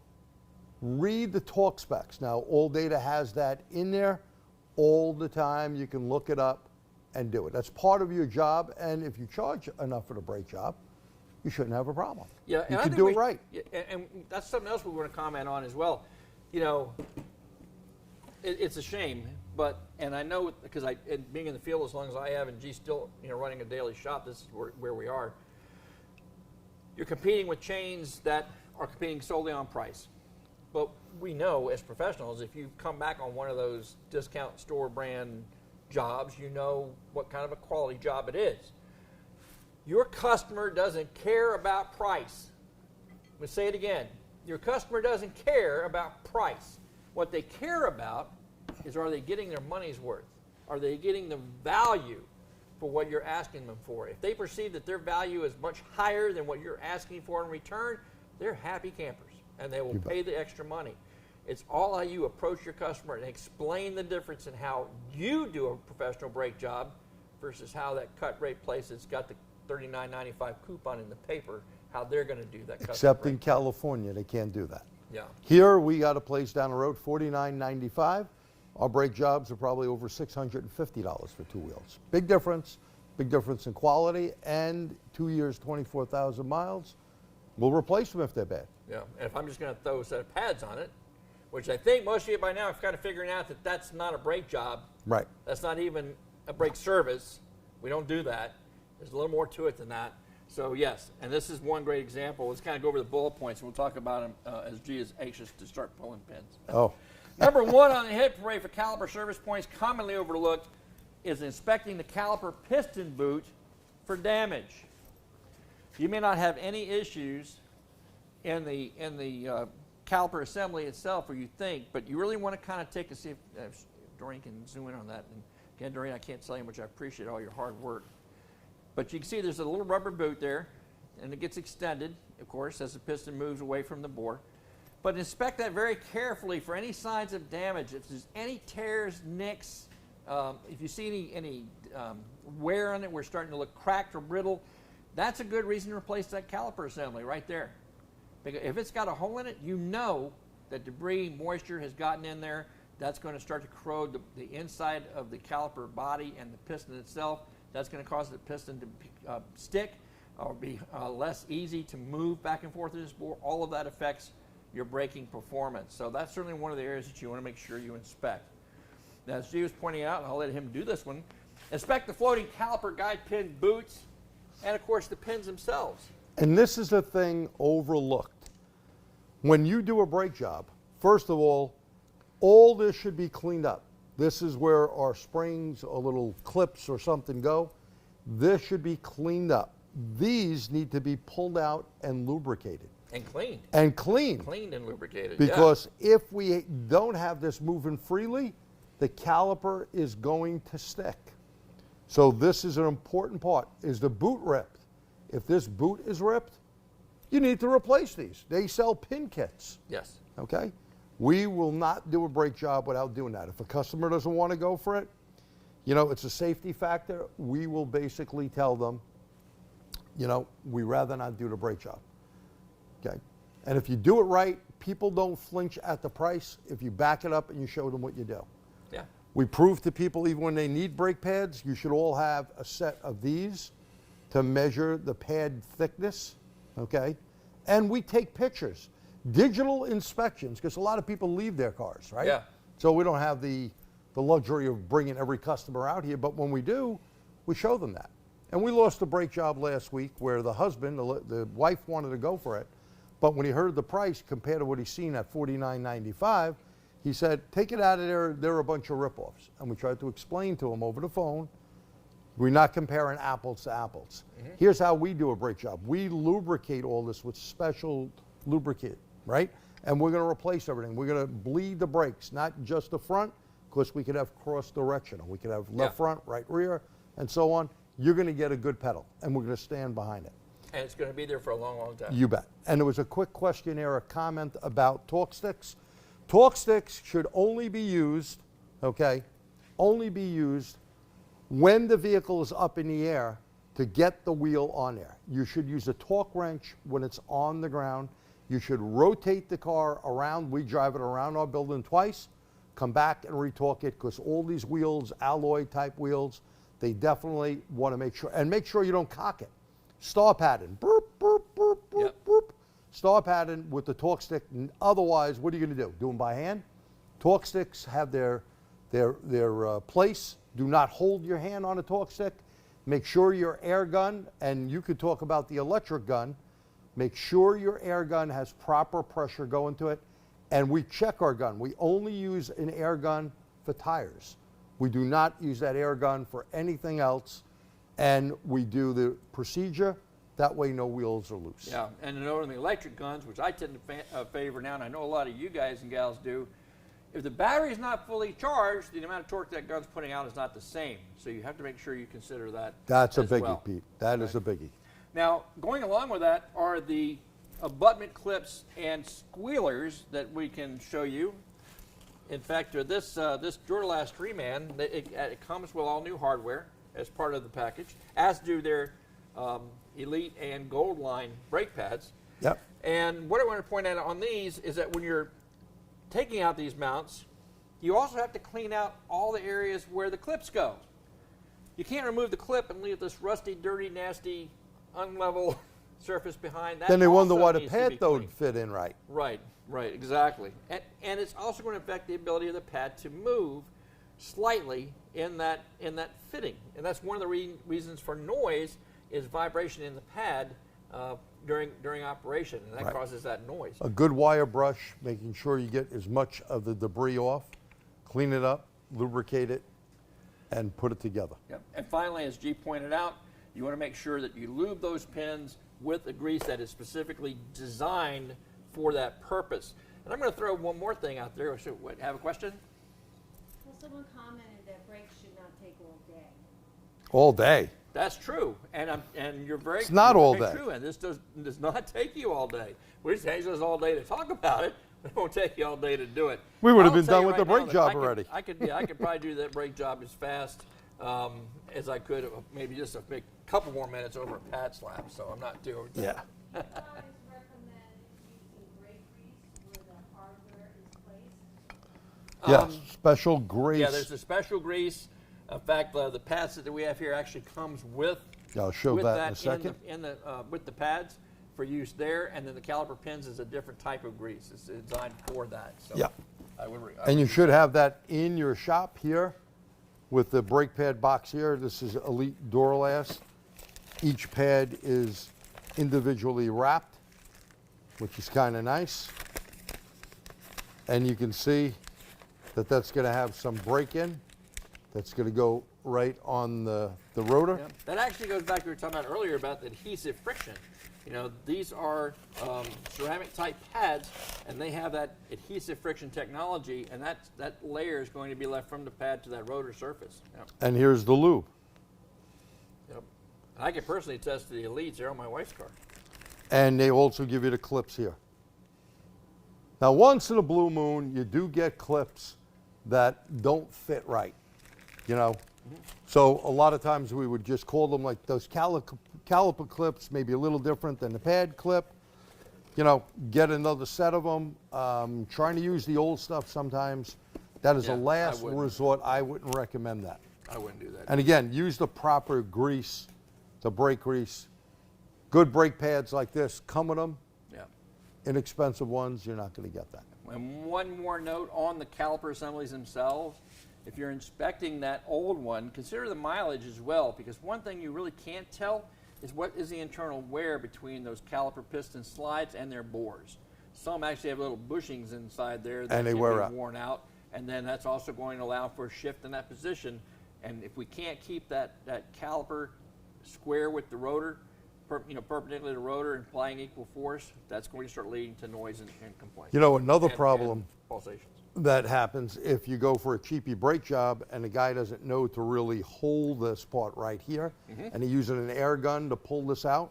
So here's a whole part here, doesn't always lock in place, and brrr, now what happens? It catches the boot, Right. rips it around, the guy flops it on. When you pull those pins out and they're all rusty, you're going to need to change that caliper assembly right here. Yeah, absolutely. Okay, Absolutely. the hold down bracket. And again, it's just proper torque on those, Yeah. on those fittings. Proper torque is a biggie. Mistake number 6, believe it or not, top of the top 10. We're getting Installing there. the brake pads backwards. What I mean, they're putting the inner on the outer or the outer in the inner. Some brakes are position specific. And if you put them Exactly. in the wrong place, you got issues. Yes, if it says O or I, make sure to go in O or I. Exactly That right. definitely makes a difference. Any questions, Dory? Comments? We're good. All right. Okay. Number 7, not lubricating the caliper slide pins. Number 7 on the list. We've been kind of talking about that, but did you know that's actually the leading source for uneven pad wear? So that's part of your diagnostics. When you first look at that customer's vehicle and you're inspecting the pad and their condition, how are they worn? Are they worn evenly? Is the one worn thinner than the other? Or are they even angularly worn? Right. Seen that numerous Is one times. side like this and the other side all the way low? Yeah. Or vice versa? And again, looking at them is a biggie. Those are all clues. Now, how can you get that thing worn on an angle? Well, do you think the caliper mount can get bent? Yeah, it can. We've seen it. And you may not be able to see that except through the way that pad wear is trying to tell you the story, right? And you know, a lot of times as well, be careful on a lot of rebuilt calipers that come back. Make sure if that core was bad somewhere else. We've seen some, I don't know what the hey someone did to something. It was really weird, came back. No one checked it at the factory. Get another caliper. Yeah, Do well, it's not good to put it make in. sure that your supplier, no matter who you choose, that you understand how are they verifying the condition of the materials that they use. Right. Now, if you go to the duralastparts.com website, they will give you all the information on how they inspect these components. It basically goes through an OE remanufacturing process. It's no different than making them brand new, except they're repurposing some of the old parts, right? And replacing ones like the boots, the bolts, and all that. Right, all of that replaced. Another very common mistake. You may have seen this show up in your shop. Putting the caliper on upside down. Bleeders cannot be on the bottom like this. It's not a good idea. Bleeders should always be up the top. Yeah. Now, you're funny you brought this up. It brings back one time I was working up in Alaska, and I was renting the shop out. And this guy, Jim, thought he was doing me a favor. I had my car left here, and he said, oh, I'm putting brakes on it. He put the calipers up, upside down, and of course, you're not going to have a good pedal. And it's just like the first thing when I seen it, I'm like, what, are you kidding me? You know, sometimes we don't know. We're all going to make a mistake. But if you're inexperienced, you got a phone, take a picture. Match things up. Make sure it's the right parts going on there. Now, we had one recently on a Toyota Camry of all cars, okay? The 3 different parts stores all listed the wrong rotors and pads for it. And it was like 2 years back to get the right ones for that vehicle. And we're like, Wow. 3 of them? We could see one of them maybe screwing up. Somehow, there was the wrong information for that. Wow. So always match things up. Don't throw it on. We've seen sometimes like, that rotor looks a little small for that car. Yeah, and I know that, I mean, I kind of chuckle quite a bit, and I'm sure many of you did too. about putting the caliper on upside down, but some of the ones that we've been talking about are very commonly made by new technicians who just are just making simple mistakes they're not aware of. So we hope that if they're not watching with you tonight, please share this with the new techs that are in your shop. Maybe you take a piece of this and use it as a lunch and learn to show them these are the things you have to look out for when you're performing a routine service in your shop. But I've seen over the years, and I've worked in tire places years back and stuff, and not to put tire places down or anything, this could happen even in an independent shop. If someone is not watching you and you think it's just replace this part and you don't realize it, you got confused, you were doing stuff, you do it wrong, you can continue to do it wrong till someone shows the right way. Right. No one is stupid or ignorant, right? They just don't know what they don't know. Right. And that's why you go to training, you do stuff like this, you look at it, like Pete said, pass this on, because this is a 3,000-pound gun over here that can kill someone. And if you look at Pete's son, what happened with failed brakes, thank God no one got killed. He didn't get hurt. The other guy who just had a broken leg or something, piece of cake. Yeah. Okay. Yeah. We do have a question. Go ahead. Can you recommend grease? What brand of brake grease do you guys recommend? Well, Can't do that. Sorry. but I can tell you this. You could go to your favorite parts store, and there is special brake lubricant. Look for it. It's specifically labeled for that use. It says Caliper lubricant. Read it. You can go online at multiple parts stores, AutoZone, and so on. Okay. Yeah. Another question. Go ahead. Is it still okay to use mini vacuum pump to lead flush? Okay. So That's a great question. That is a good question. So a Mighty Vac vacuum pump to do it, well, you know, you could do that on a lot of cars, but what happens if someone replaced the caliper? That vacuum is not going to be able to pull out, especially if someone hit the brake pedal. What about the ABS? ABS? Yeah, that was the rest. Sometimes with ABS, you got to use a scan tool. Now, if you use a good brake bleeder that most manufacturers recommend in there, we use it here. You put it to the recommended pressure, and if no one hit the brake pedal, because once you hit the brake pedal, you know, you're going to run into an issue where you may have to get a scan tool out, especially for ABS, or you may have a proportioning valve or metering valve that'll get stuck, and now you're not getting brake fluid out of the rear or one front, whatever the case may be, and then you're going to have to reposition it. So don't hit the brake pedal is the biggie. Follow it. You know, certain cars, like a Ford Explorer Hybrid, you're going to need 1 gallon of brake fluid to do it. Look at and read the factory information. Certain cars have crazy procedures. So is it okay to use that mini vacuum? You can use a vacuum pump on it, yeah, that's okay. Yeah. You can use pressure, but you can use gravity bleed. Gravity bleed is you open up the bleeder and you just let the brake fluid come out gradually. Do not let the master cylinder go too low or you have a problem. What I can also say too is that the folks here that make these test strips, the Phoenix Systems, They make a good vac. they I have make it. a really good Yep. bleeding tool that allows you to do either vacuum or push Pressure. it up through the system, pressurize it, and you're pushing it up from the caliper upward, so you're chasing the air up Great to the great master on cylinder. motorcycles. Yeah, and it's also great for those hydraulic clutches Right. Oh yes. to bleed those. In fact, the hydraulic clutch can do you in big time. Yeah. They, especially if there's not a bleeder on the bottom, those things are killers. Good Yep. points there. Here's another real quick note for you on the caliper upside down trick. Another thing that I know I've seen, is where the caliper was mounted properly, but the brake hose was not routed properly. Twisted.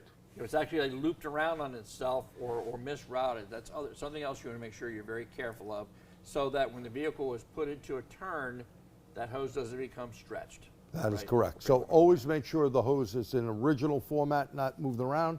Look for cracks in the rubber here in New York State. In fact, Doreen, you could probably get in on this right here. Here's the brake hose. There you are. You got to do it on your hand. Right. So right all in the there. way back. See the little Here. purple on the hose?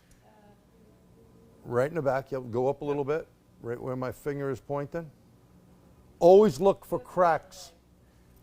Look for cracks right where his Right where finger the is metal- right now. Right where the metal and the rubber meet. Yep, Okay. right here. Oh, where the rubber meets the road. Where This the rubber meets where the the metal. rubber meets the line, right? Yeah. Right there, Right there. cracks on most state inspection safety programs that'll fail. That means that hose is starting to deteriorate, and like a crack in a tire. Would you want a crack in a tire? Of course not. Yeah. And this is a safety factor. Right. Very good. All right. Number 9 on the list, not torquing critical fasteners. We've kind of talked about that already, but that means everything on the braking system. It goes from the Caliper bolts, mounts, bracket mounts. the caliper to bracket pins, those bolts, those have to be torqued. The lug nuts have to be torqued. All the components have a torque value, and you should make sure you use a torque wrench to do that final application. Definitely. If you don't, you can cause the caliper to become misaligned. That is going to lead to noise and pulsation complaints. At the very least, it's going to minimize how long your brake job lasts.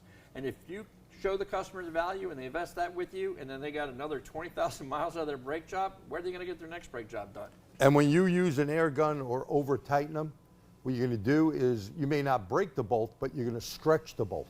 Yeah. And it's actually going to be a problem on that particular caliper. Torque stuff, you get paid for it. We send our torque wrenches out twice a year. We always have a spare set here, so we send them out. Make sure you do the job right is really the way to go. All right, another one for you. All of the following are true statements about low copper brake pads. Let's see what you know about low copper brake pads. Except which? Is it low copper brake pads are required by law in some states? Is it some low copper pads contain less than 5% copper? Is it some low copper pads contain less than 0.5% copper? Or is it low copper pads should only replace semi-metallic pads as opposed to, say, a ceramic pad? So which do you think there, guys and gals? Which one is false? The Which clock statement is ticking. false? 15 seconds.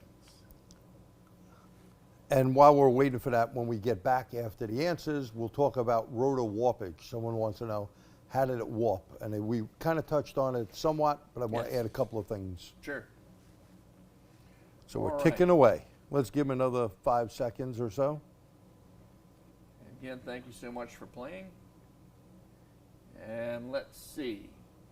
All right. And the answer is very good. 2/3 of you answered low copper pads should only replace semi-metallic pads. Okay, that is not true.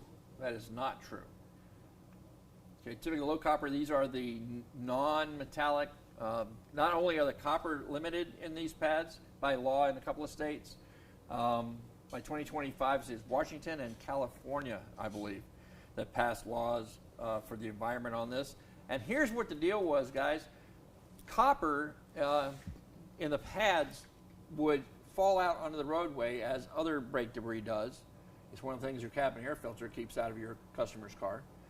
And it would wash out the roadways and get into the waterways. Streams, lakes, rivers, and it kills aquatic life.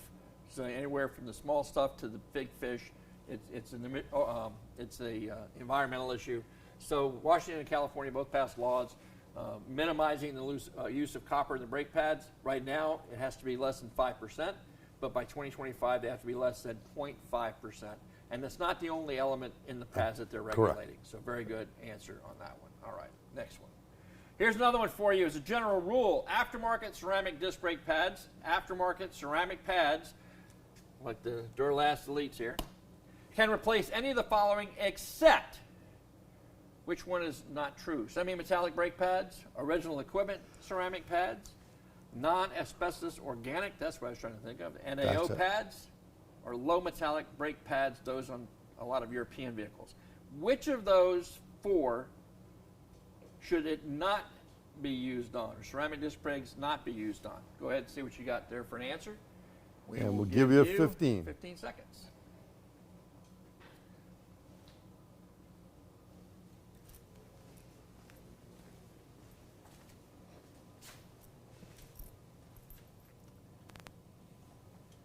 All right, couple more. And let's see, the answer is semi-metallic brake pads Okay, if you have a vehicle that's using semi-metallic brake pads, do not replace them with a ceramic pad.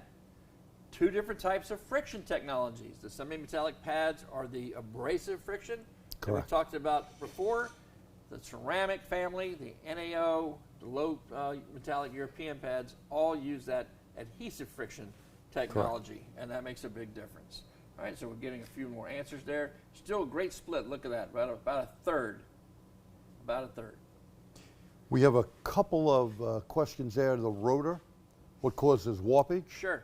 A lot of times with warpage, if the rotor itself has gone through a puddle change and it's too thin, that's one thing. Obviously, sometimes pads that are not matched up for that particular rotor would be another thing. The hub not cleaned right and that put on there could cause warpage as well. Wheels that are not torqued or over-torqued, not torqued correctly or over-torqued can cause a problem with a rotor as well. And what was that other one, Doreen? It eludes me now. And while I was looking at some great questions, we Yes, really thank you. appreciate it when you guys are asking questions. Pushing the caliper back. Oh, pushing the caliper. I remember it now. So pushing the caliper back, should we push the fluid up to the master cylinder or open a bleeder? You should definitely open the bleeder. You do not want to push that fluid back up going through an expensive controller, okay? I had one guy years back that worked for me that did it, and it actually cost me a controller on a person's car. Yeah. And thinking it's not the fluid, but it's the debris, Debris. in the fluid. You're talking about passages that are very, very, very small, and we throw that debris, and it's debris in there, things Debris, wear. So yeah. when we talked about copper particles, that's just one, and you push that back up through that system into that ABS controller, and it starts to get into the solenoid valves, and it can cause damage. Always crack the bleeder open. Yep. A good thing to do, you know, here again, we're in rust area. You know, try lubing it up, try going on with a 6-point socket, tap it a bit with a hammer, okay? Then try to give it a little hard tight and a little off. 1/4-inch ratchet should be the maximum. Now, some guys like using wrenches for it. I'm not a big wrench fan. It seems to strip them out, especially when they start. We keep new bleeders in stock because if we see this starting to get rusted, we're rounded, we take them out, we put new bleeders in. No big deal. And we Yeah. make sure we stay on top of the Saves bleeder. you a lot of work for a broken bleeder. Oh my Right. God. And sometimes bleeders do break, guys. That's the real world. Yep. If it breaks, we got to tell the customer, look, you have 100-something thousand miles on a car. It's a lot of rust, especially now after the pandemic. People are keeping cars longer. As you know, there's not a lot of new cars available. So you got to warn them up front. Hey, look, there may be components that are worn and they should be replaced, whether it's a caliper, a bleeder, a brake hose. Make sure you tell them that stuff. Yep. And mistake number 10 on the top hit parade, not breaking in the new brake pad. You mean we don't go out and do 60 miles an hour, or like I gave you the ride in my vet, and then you go, wah, and then, One of the not a good idea. When you don't properly embed the brake pads and you leave it up to the customer under normal driving conditions, you can glaze the pads, and that's going to be a source of noise. There's two ways that you can break in the pads. One is called the 30-30 procedure. That's making 30 gradual stops from 30 miles per hour with 30 seconds in between each stop so the brakes have a chance Cool to down. cool. Yep. The other is the 60-20-10 procedure. Gradually brake from 60 miles an hour to 20 miles per hour 10 times with moderate pedal pressure without coming to a complete stop. After the last application, bring it back up to 60 and drive it for several minutes to Cool it allow the down. brakes to cool. Now, I will make one caveat to these. You want to do this even on the ceramic and NAO pads to initially bed them in. But remember, they're adhesive friction systems, and we have to put a layer of that material on the rotor. Get that fully coated before they're going to be maximally effective. That can take up to 100 miles. So just advise your customer of that when they pick up the vehicle. Let me get that rotor we have. Yeah. You're going to let that bring that in.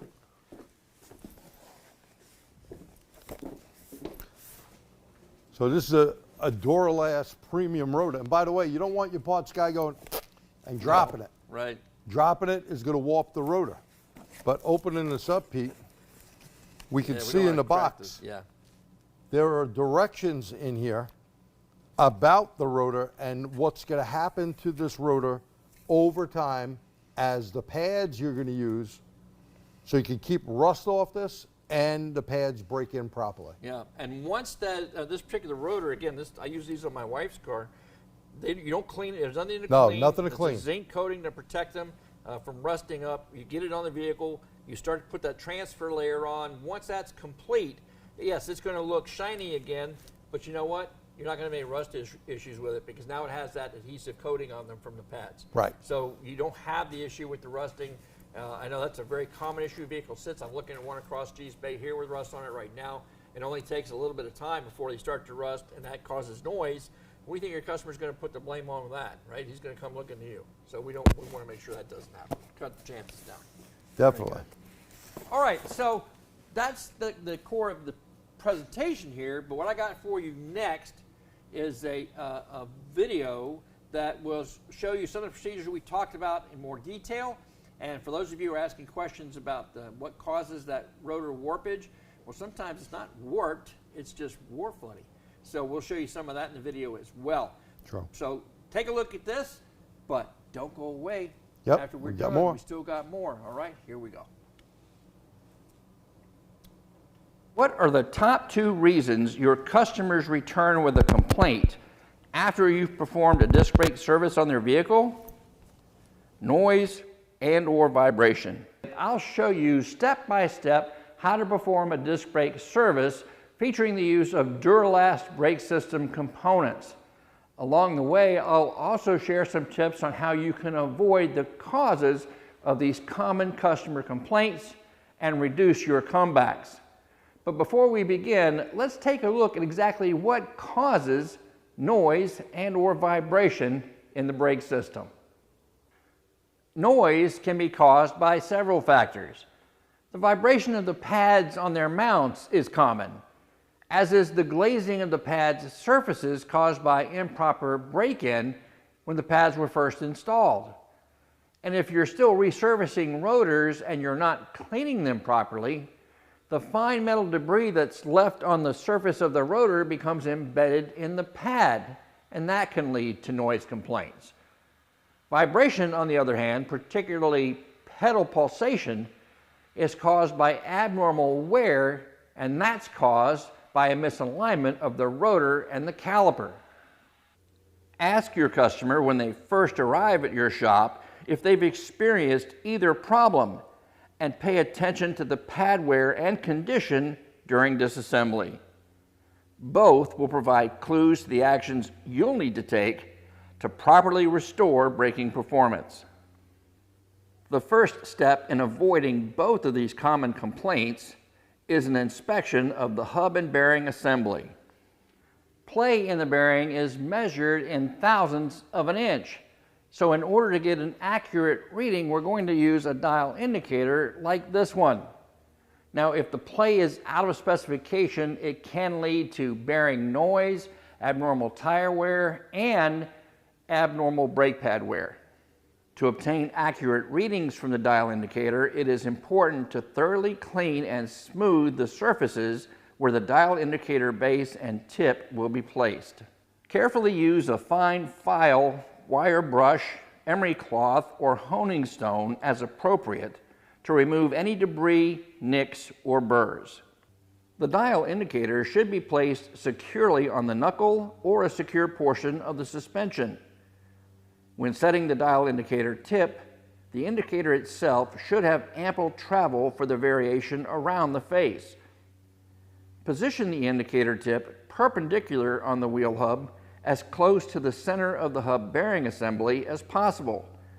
This will provide the most accurate results.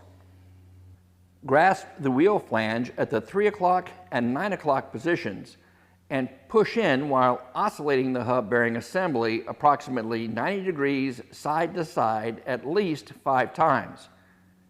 Then set the dial indicator to 0.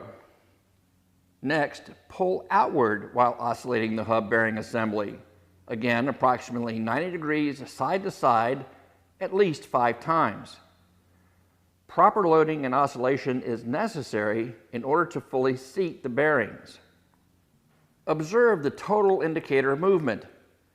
If it exceeds 4 thousandths of an inch, recommend replacement of the hub bearing. If the hub and bearing pass inspection, take the time to clean up the hub surface. Any rust left behind will prevent the rotor from sitting flat on the hub. And remember, we're trying to ensure that the rotor runs perfectly perpendicular to the pads. Now here you have to ask yourself a question, almost a multiple choice. Are you going to reuse the existing rotor? Or are you going to resurface the existing rotor? Or are you simply going to replace it? Some manufacturers used to be okay with reusing the rotors and didn't even recommend resurfacing as long as their minimum thickness had not been exceeded, there was no visual grooving or other damage to the rotor surface, and there was no complaint of brake pulsation. And that may have been okay in the days when manufacturers relied on abrasive friction to stop the vehicles. But today, more manufacturers are relying on ceramic or NAO, that is non-asbestos organic friction materials, that use a layering technology to stop the vehicle using adhesive friction. What's the difference between abrasive and adhesive friction? Simply put, abrasive friction occurs when the brake pad material is brought into solid contact with the rotor. Now, of course, this creates a friction area between the two surfaces. And while it does a great job of stopping the vehicle, it also creates a lot of heat. And this heat can soften the material in the rotor, break down the particles in the brake pad material, and even lead to premature failure. Adhesive friction, on the other hand, is a friction mechanism where the brake pad material is actually bonded to the surface of the rotor. And once the rotor becomes evenly coated, it is this layer that comes into contact with the brake pad. Brake systems that use adhesive friction, also known as adherent friction, are not as hard on the brake pads and rotors as are those systems that use abrasive friction. For that reason, your customer should expect not only more effective braking, but longer service life out of their brake pads and rotors.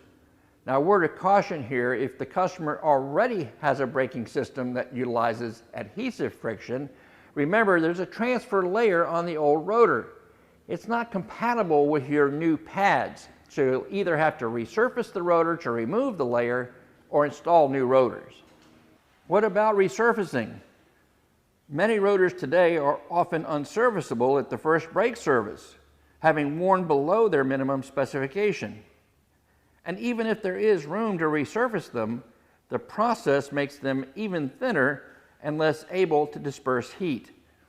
And the process itself incurs expenses for the shop, both in extra labor time and in lost time as the vehicle sits on the lift waiting for the rotors to be completed. And in the end, your customer is getting a brake job that doesn't last as long, doesn't stop as effectively, and has the potential to cause noise and vibration problems down the road. Duralast offers a variety of rotors for different braking performance needs. And with the evolving changes of OE designs, the Duralast brake program continuously makes improvements and innovations to the line, ensuring quality that remains OE or better. That may be one of the reasons that more technicians choose Duralast brakes. For the Scion, I've selected the Duralast Gold rotors. These rotors offer some extra benefits, like the Z-clad zinc coating to protect against rust, and it also eliminates the need for cleaning prior to installation.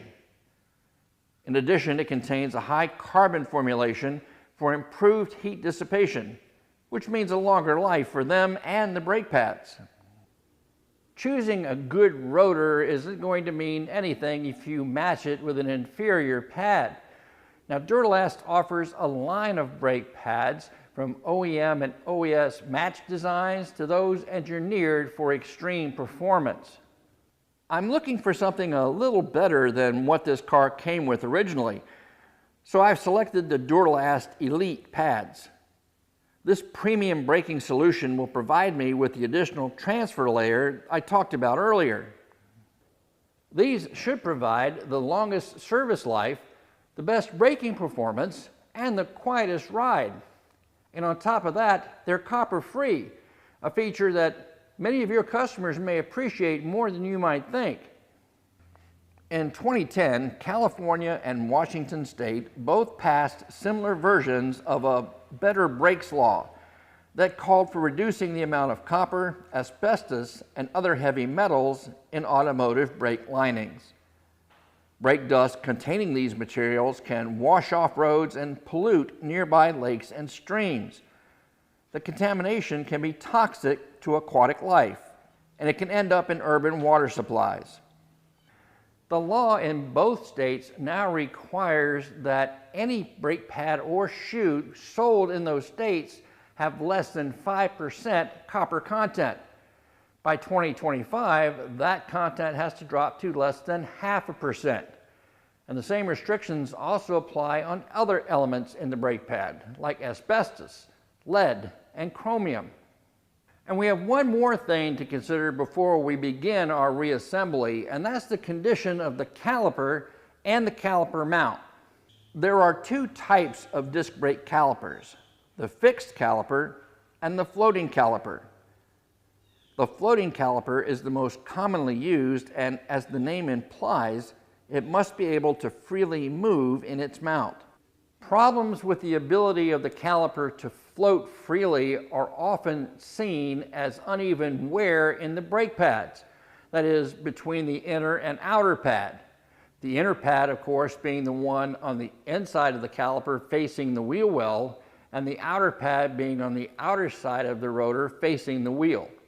If you're going to reuse the caliper assembly, the mounts should be cleaned and lubricated prior to installation. Be sure to use new seals to keep moisture and dirt out, and make sure the mount surfaces where the pads ride are clean and free of any notching that could interfere with their free movement. You should also consider whether or not the mounting bores for the caliper pins have worn to the point that they're no longer able to keep the caliper assembly centered. Or is the mounting itself bent in any way? Remember, it only takes a little bit of misalignment to lead to pedal pulsation and brake noise. Another reason for uneven pad wear is a caliper piston that is no longer able to move freely in its bore. This can be caused by age and the buildup of corrosion internally on the piston and bore surfaces. Take a close look at the dust seal. If it's damaged, you can bet that moisture and road debris have found their way in. Abnormal brake pad wear can also be caused by a caliper piston seal that is worn out. Yeah, it keeps the fluid in. Sure, that's its number one purpose, but it's a square cut seal that deforms as the piston moves out from its bore, kind of like a spring. And when the pressure is released from the pedal and the fluid pressure drops, it's that spring action that helps bring the piston back in, and thereby taking the pads out of contact with the rotor. And that can be a hard thing to determine. So why not do the complete brake job and install a set of remanufactured calipers? It'll help you and your customer avoid all of those issues. Duralast offers remanufactured calipers, both bracketed and unbracketed, that are tested to meet or exceed OE service specifications. They come complete with new seals and everything you need to install them, and they're backed by a limited lifetime guarantee. Finally, we can start reassembly. Starting with the rotor, I'm going to use 3 lug nuts to lightly seat the rotor on the wheel hub. Next, I'll set up my dial indicator and check the runout to make sure it's running true to the spindle. Check your service information system for the limits, but naturally as close to 0 as we can get is the ideal. If the rotor runout is excessive, try clocking the rotor by marking its position and then moving it 1 lug hole over. If you're unable to get the runout within specification using this method, it's possible that the hub face itself is bent. Not unusual considering the speed bumps and potholes we deal with every day. Replace the hub bearing assembly to correct. Next step is to install the caliper mount. Be sure to torque the fasteners to specification. Failure to do so can warp the mount and misalign the assembly to the hub and rotor. The calipers, as do the Duralast Elite and Gold brake pad kits, come complete with the same hardware you'd expect to see on the OEM setup. The difference is these are made from 301 stainless steel, and that's a step upward from the 201 many manufacturers use. It's important to replace the hardware to reduce the chance of noise caused by pad vibration. It also helps ensure that the pads can move freely on their mounts. For added insurance, lightly lubricate the surfaces with a high-temperature brake grease. When installing the pads, look carefully for any directional instructions on the pad. Some inner and outer pads are easy to spot, others not so much. But installing the wrong pad in the wrong place can cause that noise complaint we're working so hard to prevent. With the pads installed, I'll place the caliper bodies in place and connect them to the brake lines using the new banjo bolt and sealing washers. Again, torque all fasteners to spec and bleed the system according to the OE procedure. With the wheels back on and torqued to spec, there's still one important step we have to perform, and that's bedding in the new brake pads. There are two common ways recommended for this. The first is the 30-30-30 process. That's 30 gradual stops from 30 miles per hour with 30 seconds in between each stop to allow the brakes to cool a bit before the next application. The other common procedure for bedding in new brake pads is the 60-20-10 process.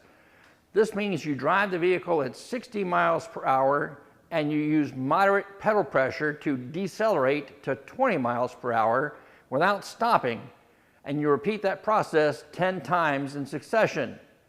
On your last time, bring the vehicle back up to 60 miles per hour and drive it for several minutes to allow the brakes to cool down.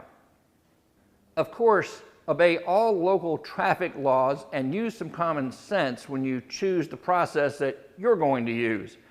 I don't think your local law enforcement would take too kindly of you slowing down to 20 miles per hour on the freeway.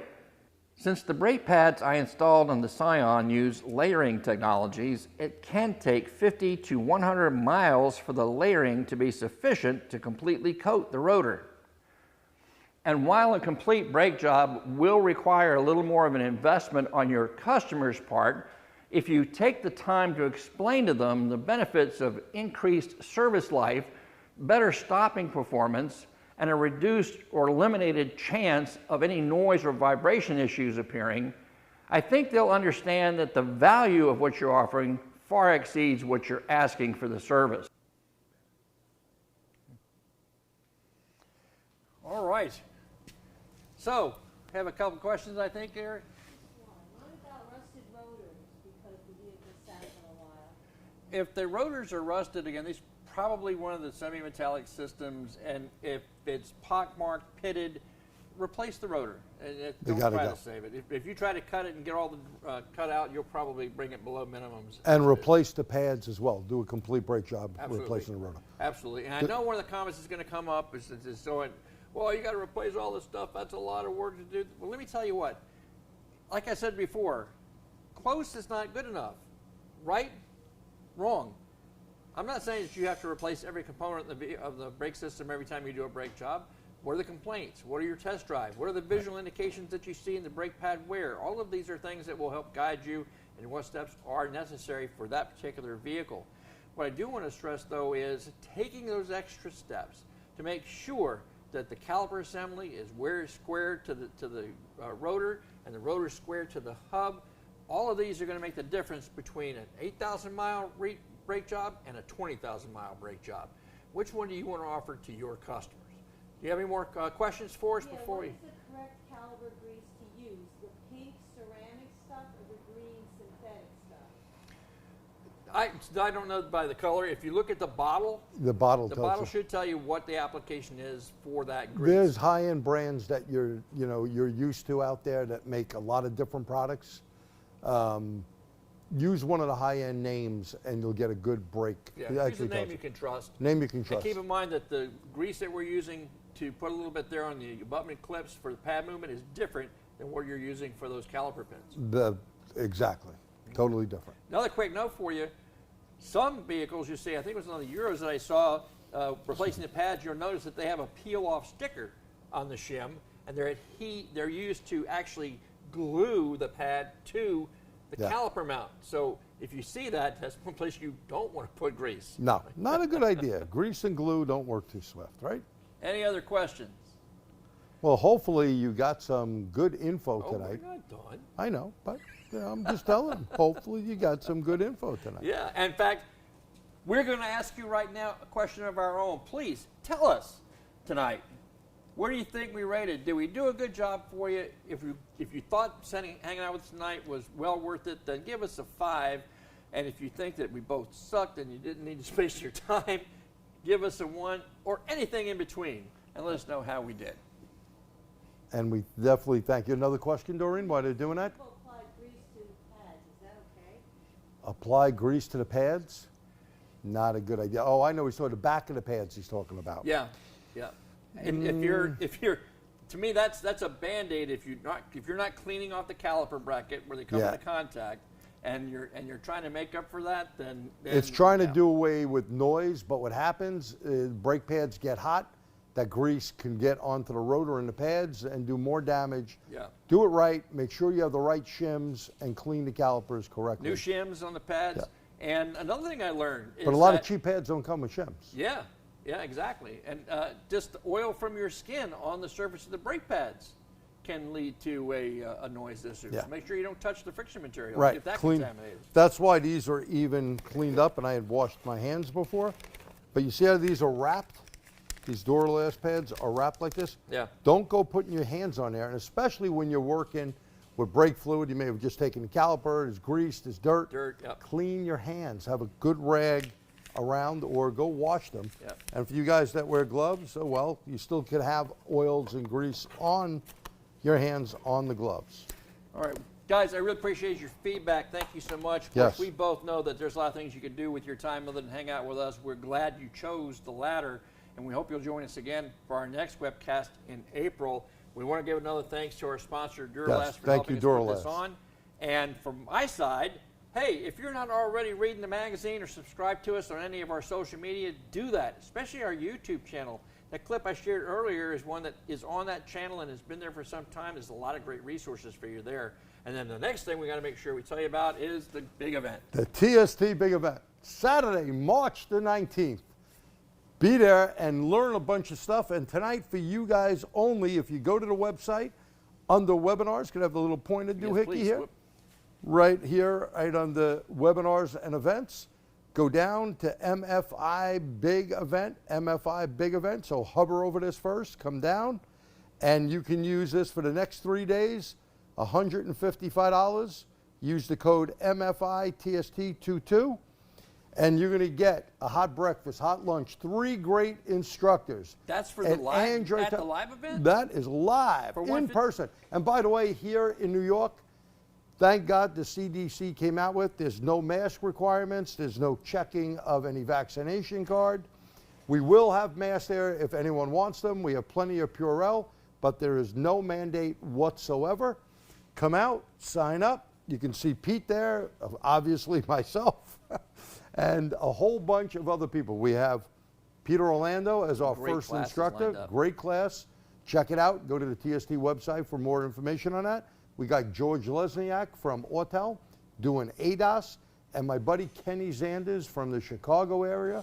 He's doing the Most Network and networking stuff. So really good stuff. Couple of guest stars. My friend Peter Cole, who's now the head of, I guess you'll call it Max. mobile, Max. We'll say Max to make it easy. Mobile Air Climate. And he's going to give us an update because what's happening to refrigerant? It's a hydrocarbon and it's going up, and it's going up rapidly. Yeah. We also have Calm Caprietto. My buddy Calm, of course, if you listen to podcasts, he's the king out there. Remarkable results. He will be there, and many, many other people like our buddy Dave Hobbs will be there. Brendan Steckler will be there. There'll be a bunch of people for you to network with, learn a bunch of stuff, and then have 30 days to view the event after the event is over. Yeah, and if, now I guess if you really can't make the live one though, They can how do you turn virtual. out the 100, you can do it virtual. But if you can, $155, that's cheap for going to a live event that's offering this much. And I want to say something to you guys too. As for a scholarship that we got from our generous sponsors, so we want to thank them. Yeah. To pass that on. It's usually $230, Yeah. so there's a That's a big change there. yeah. One thing I want to point out here too is that George Lesniak, which is one of your featured trainers, is going to be doing ADOS, like Yes. you said, which is very important. And I want to say something to all you guys who are watching, because we see this a lot here lately. A lot of shops who are not getting involved with doing the recalibrations or initializations on these systems. They're not replacing components related to that, and they think they're free and clear. You're not. If you're doing alignments, if you're doing tire work, suspension work, if you have to pull the front covers off to get to the condenser or radiator for repair, and you have to take the forward radiator off, you're in the ADOS business whether you like it or not. And you can't take it off and bolt it back on and expect it to be correct. You need to know what's right and what's not right, and the man I hear it from is George Lesniak for sure. Definitely. He knows the hotel stuff in and out. All right, Question, one go ahead. Pete, how often do these stream? How long? What? How often do these stream? Okay, well, it's for tonight. If you watch tonight, you have your account now with Motor Rage Training. You can go back and look at this whenever you want. It's on your account. It's on your record. You can access it whenever you like.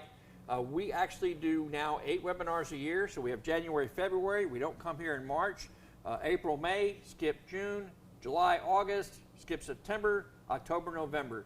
And if you follow us on Facebook or any of the social networks, or on YouTube, or you subscribe to the magazine, or you get the newsletters, you'll know, just like you found out about tonight, when the next one is going to be coming. And all the ones that we're doing this year are at no cost. You're more than welcome to attend. Yes. In addition, now that if you're new to the Motor Rage Training site, look in the library under webinars, because there's a lot of stuff that G and I have done over the last decade that's available for you to view, again, at no charge. Yeah, there are some things on there that are pay-per-view, but a lot of that stuff is available to you at no charge. Of course, there's Motor Rage Magazine YouTube channel and the TST Seminars YouTube channel to take advantage of. Well, thank you once again for coming out. Yeah. Pete, thanks for coming up and freezing. Yeah, as good as always, and thank you Yes, for most of hanging all, out with us tonight. Thank you. All right, Have a See you good next night. time.